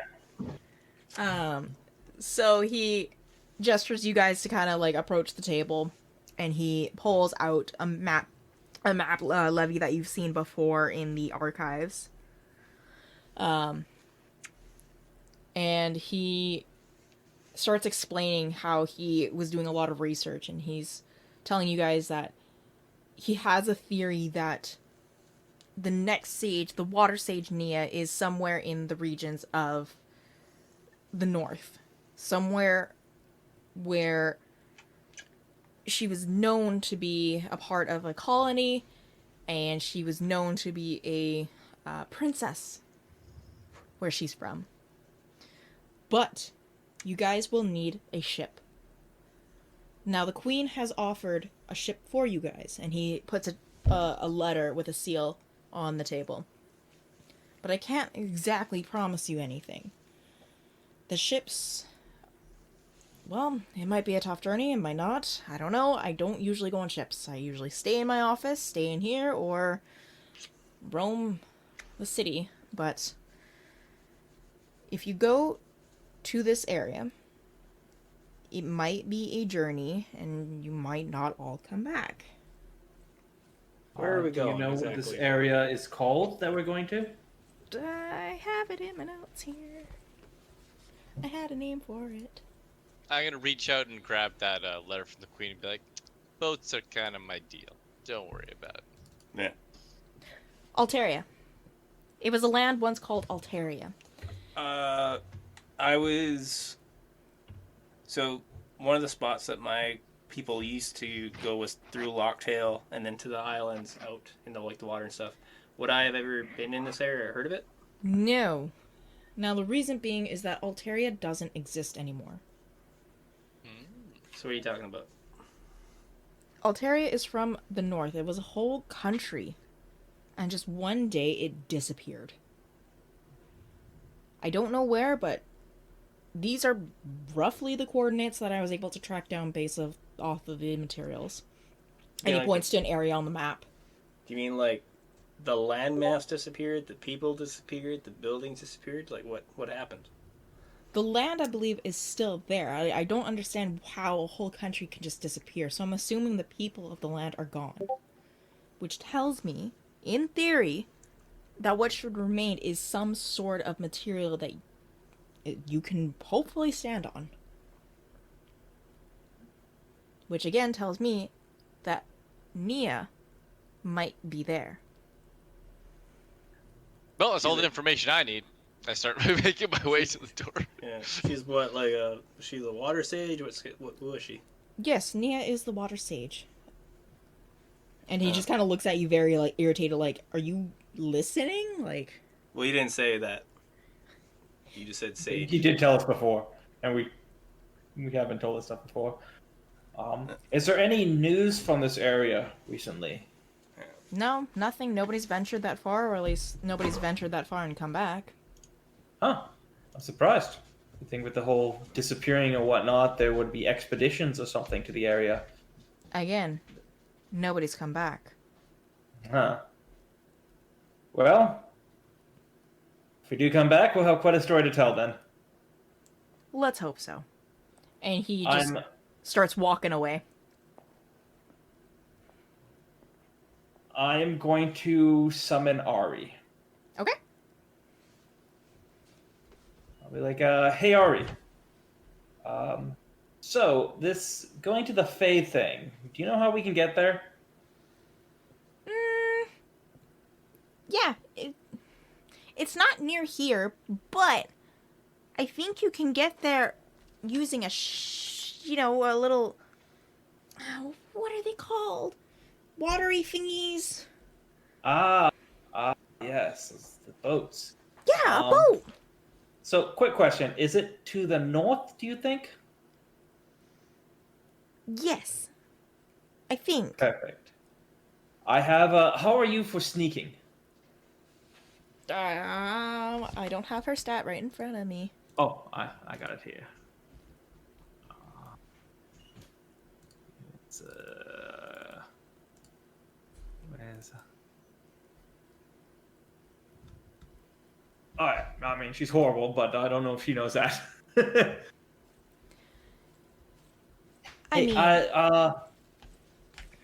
So the Daru got taken to his chambers. I'll give her the general layout of where I saw him, like kind of like which way I saw them taking him. I was wondering if you could go and make sure he's all comfortable, and also if you could let him know that we're going to be going to find Nia next. Yeah, I think I could do that. And she just kind of twinkles out. All right. Oh, I look around the other guys and I'm like, by the way, that's Ari. Sorry, I forgot to do introductions. Fairy, pixie thing. You talk to it. Hallucinations, I got it. Wait, what? Okay, what do you guys want to do? Do you guys want to continue on, or do you want to call it here for the night? Well, I have 2 tasks I need to do. If you don't mind me, just little admin stuff. Yep. One of these, second, let's see what I need for this spell. All right. So 2 things. I want to go pick up my cloak. Yes. Absolutely, yeah. So you go in, and the merchant is just like, "Oh, yes, you!" And they rush to the back, they grab the cloak, and they're like, This is what you wanted, right?" And it's like a dark, like a navy blue cloak. It is waterproof. Oh, fantastic. Oh, look at that. It's like, oh, thank you. Perfect. This is just what I need, especially considering I'm going over the ocean right now. You wouldn't happen to know of any good jewelers nearby, would you? Well, I mean, you can always check out the marketplace. There's people from all over there that have all kinds of neat trinkets and doodads. True. I'll hold up the cloak again, and I'll put it on, and I'll say, fantastic work. really beautiful. Thank you very much. Appreciate it. And he holds out his hand. I will, what kind of, is it like palm up, palm, like, is it like looking for a handshake, looking for a tip kind of, what kind of hand is Palm it? up for payment. Oh, did I not already pay him? How much do I owe him for the cloak? 10 gold. 10 gold. I will reach into my purse. I'll count 10 gold pieces, and I'll give that to him. Pleasure doing business. The pleasure is mine. And I'll head out. And in the market, I have something very specific. Okay. I have an acorn. I want to find a jeweler to see if he can put a gold band around the center of the acorn, worth 200 gold pieces. Okay. So yeah, you walk up to the jeweler stand. I'm just gonna pull up the guy here real quick. There we go.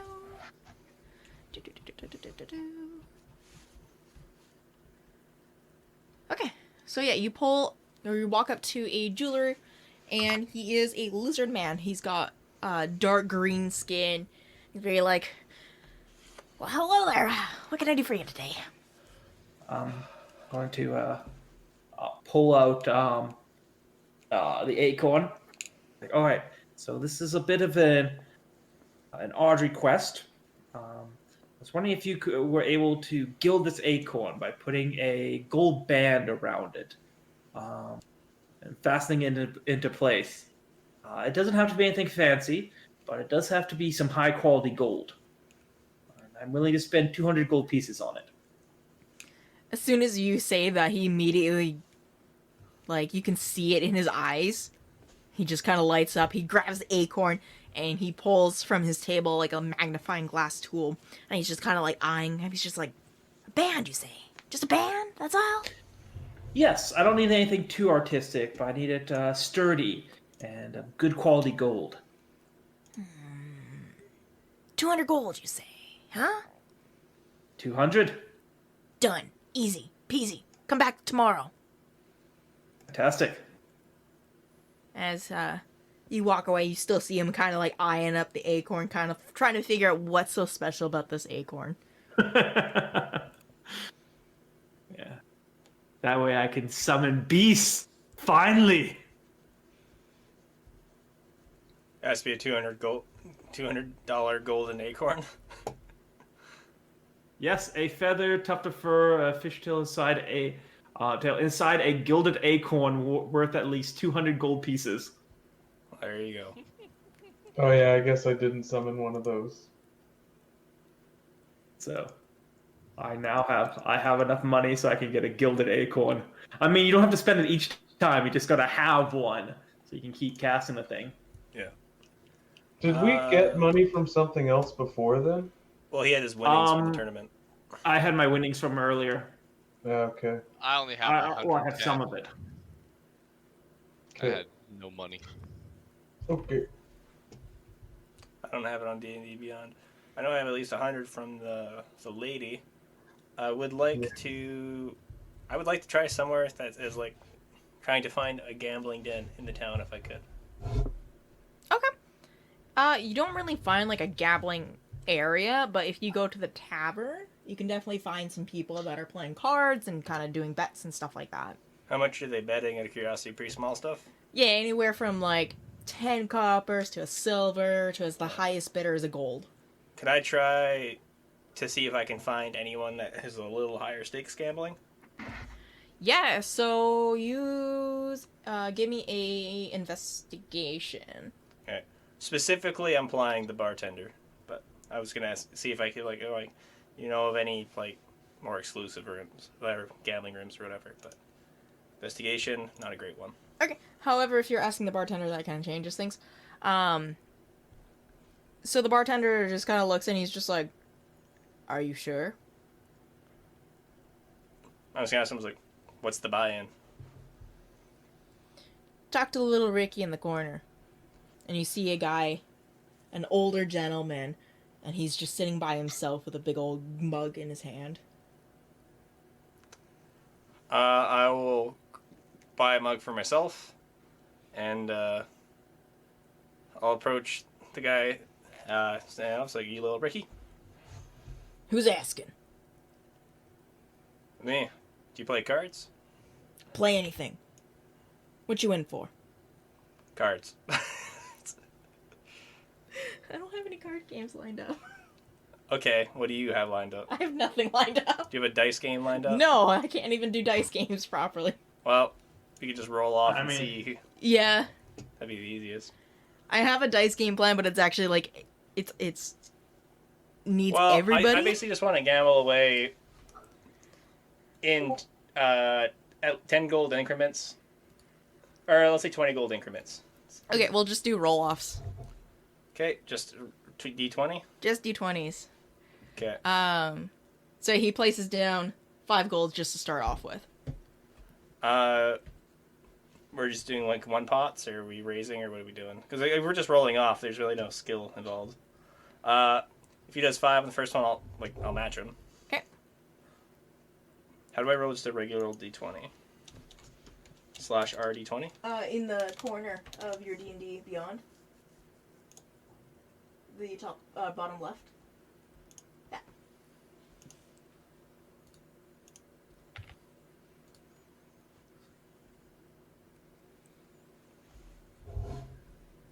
Okay.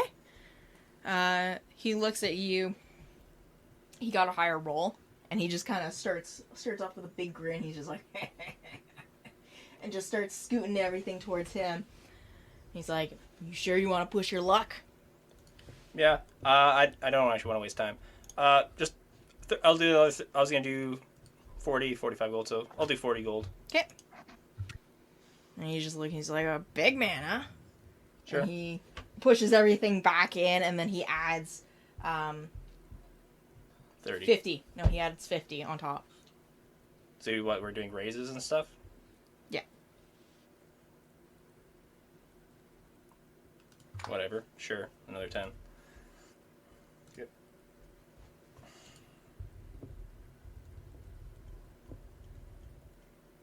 And he rolled a 19. Cool. Minus 50. Out of there. Cool. Not my day. Better luck next we time, don't- kid.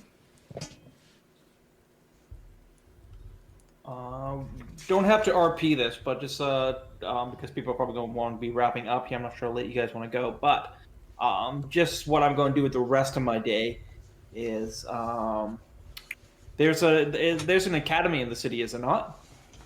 Yeah, so there's a school. It is like more of like an elementary kind of kids school sort of style. There is no actual like academy for like no school of magic or anything.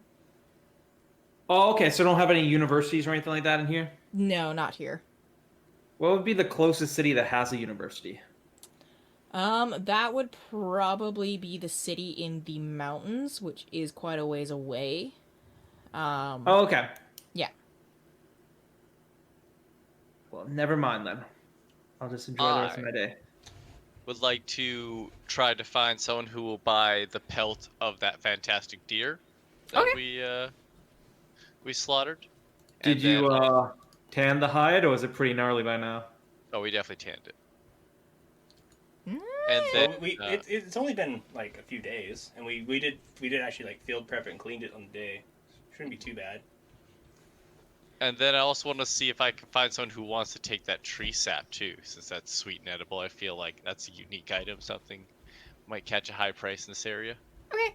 So, with that being said, Mandolin will probably share the Kenku that she was stationed next, I'm assuming. Because the Kenku is the one who dealt with the fabrics and the furs of the marketplace. Yes, I know a guy. Fantastic. Let's go speak with him. Okay. So, you come across a Kenku. His name is Tap Tap. And he's very excitable. And every kind of sentence that he speaks is not of his own voice, obviously. He's just kind of like a mixture of different accents and sounds, but it is very coherent. You can tell he's practiced. I pull out this hide and I place it on the counter. Be like, how much? He kind of pulls out the hide and he kind of looks and ruffles through it. He kind of like flips it around, flips it back. And looks and he's just like, how much do you think? Would I use like nature, I guess, to determine this? Yep. All right, cool. Let's actually do not know as a non-character how much this would be worth. Oof. I think I undersold it. So yeah, for the quality that the hide actually is, the hide is worth probably like 50 gold. You do tell them it was like 10, 15, maybe even $20 worth. All right, sounds about right. I know fish. He looks at you and looks back and he's just like, 20. Deal. And holds out his feathers for a shake. I shake his hand. And with the other hand, he pulls out and gives you 20 gold. I will take the 20 gold. And I will instantly put 10 in my pocket and put 10 into a little side pouch to give to the cat who assisted me on the hunt. And then I can see if I can sell off this sweet sap. So the sap, you can pretty much go to any food vendor. Or I'm actually kind of looking for like a one that might be selling candy because I feel like that's the people who are going to want this. so the people who were specializing in candies were mostly around during the festival. The festival is still going on, actually. Fantastic. So it's kind of like the tail end of the festival. So you can approach one of the kind of like the vendory kind of stalls of people who are holding, like they've got the candied apples and that kind of stuff. I approach one of these vendors and I'm going to place down this jar of sap and I'll be like, I have a business opportunity for you. I'm looking to sell this sap of a tree blessed by the sage Daru. It is a sweet sap that will be great for producing the most elegant and unique of candies. Yeah, the person looks at you kind of bewildered and just not really believing you, and tells you, wouldn't this be better off at a healer's or something? You know, maybe you should go talk to Yolanda. It's delicious tree sap. I mean, you did sweet. just say it was blessed. Yes. Blessed with unique flavor. Alright, you mind? And she kind of like pulls out a little spoon to try to get a little taste of it. Sure. Alright, she gets a little taste. She's like, okay, it's not bad. It's not great. I've had better. It's definitely not bad. How much you talking? Wait. Not great, and I take it. I'm like, wait, clearly, your taste buds are a little bit foul, and I just walk away. And they're just, I'll- okay, whatever. Clearly, these people do not understand what I'm selling, so I'm gonna have to just keep this for now. Okay. Those flat-footed folk, they just don't get it. And Shoal, you were wanting to find a blacksmith for a grappling hook? Yeah, just need to have a ton of rope. Just if we're going to be on a ship, could be useful in certain situations. The blacksmith kind of looks at you and he tells you, you'd probably be better off looking at the docks, wouldn't you? Just to get one made up. Oh, yeah, I'm sure they already have one made up already. Sure. Yeah, head down to the docks, I guess. I just need a head made up, but sure. I'll head down to the docks. Who do I see down there? I am a sailor.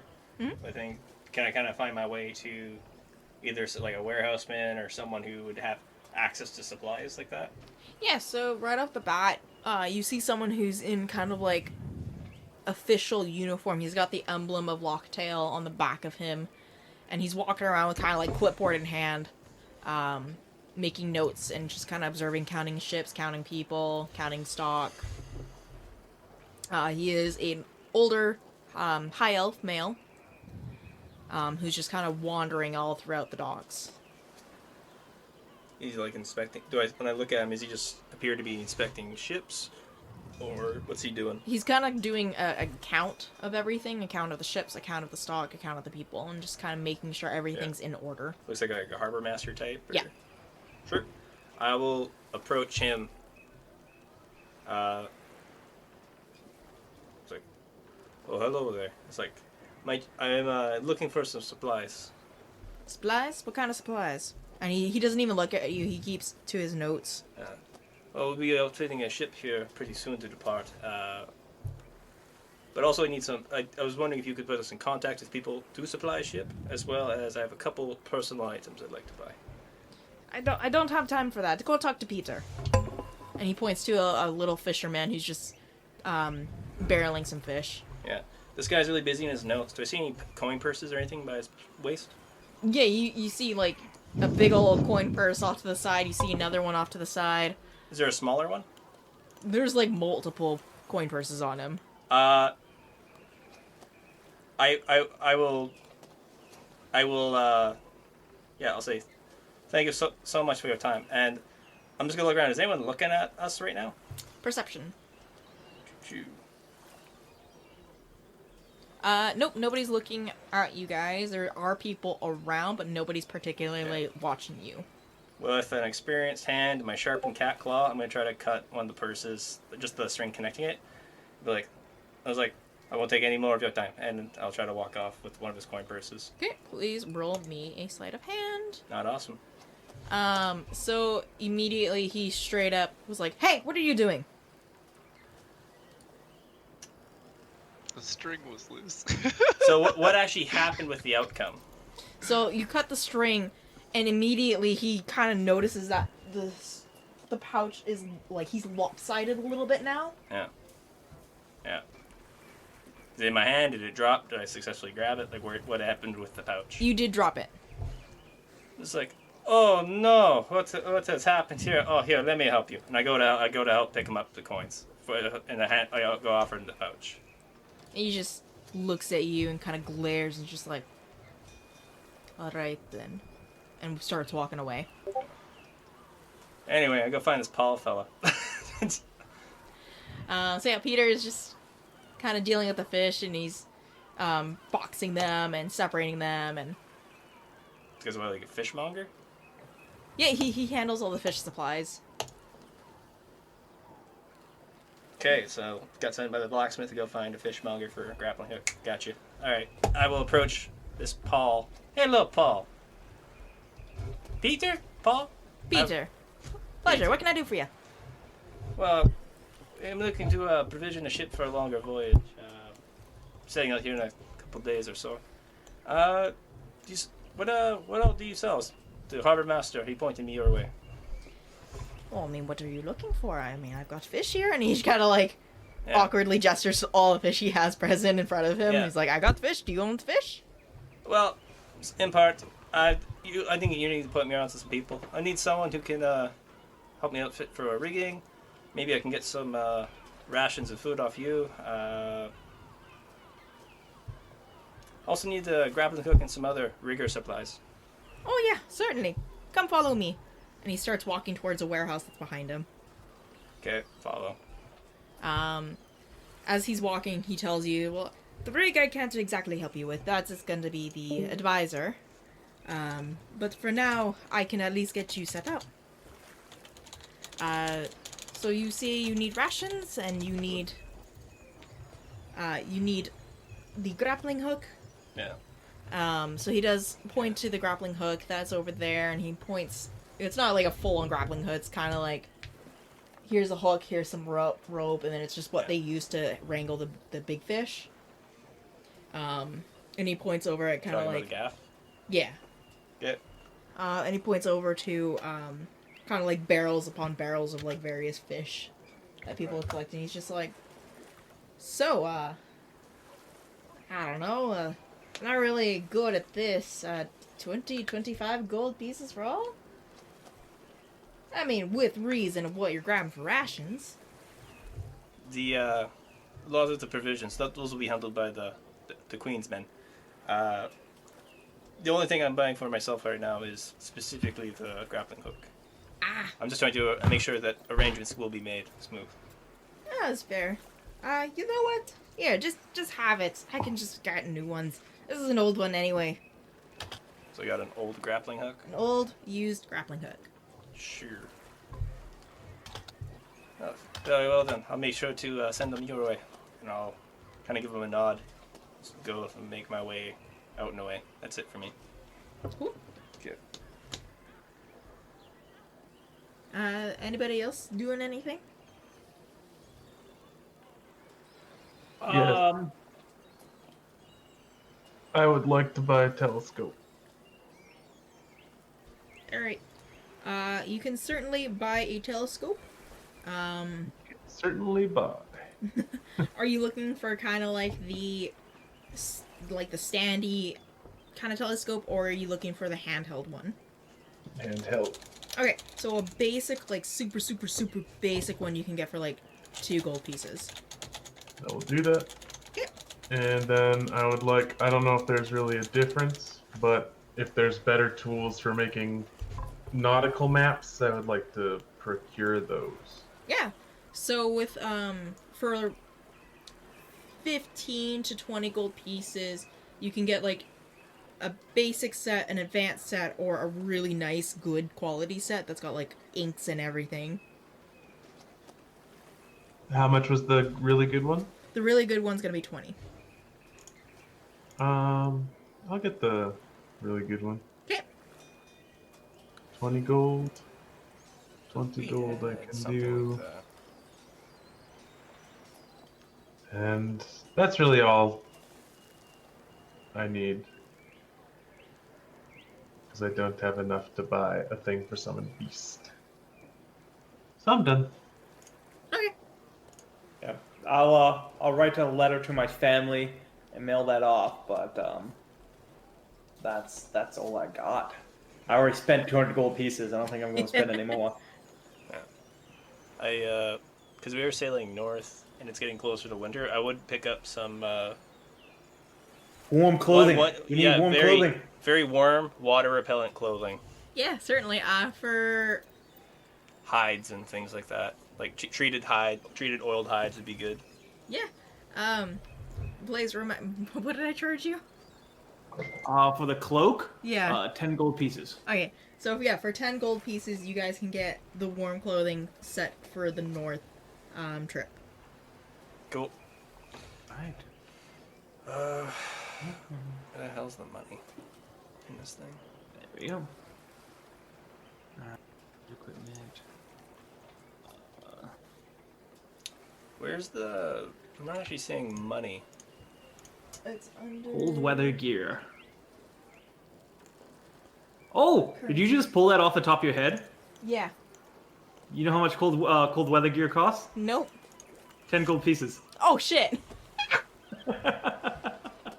I have a feeling I read it somewhere because I was looking into your cloak. But I'm just like, 10 sounds right. Yeah, let's go with 10. Does anyone have it written down how much money we had before all this? It was 10, I think. But then you guys did some, like, gambling and whatnot. Well, like one. Just I very mean, all little- our banks were separate, so. Well, I was just wondering, like, because you had your winnings, but then everyone else had roughly the same amount of gold, so I wasn't too sure. Yeah, it was base start 10. They start 10? Okay. I think I have, like... And then I think I won, like, 5 of that betting at the start. That was it. Okay, so I have, like... Oh, Roughly- actually, I think I just Oh, added 20 gold, so I should minus 40. So I need to minus... this is 115 minus, like, 50. So I got- just spent 25, we made 100, and I think I had like 5 or 10 or something. Hopefully this is right. I'll take another Yeah. 3 gold off just to be safe.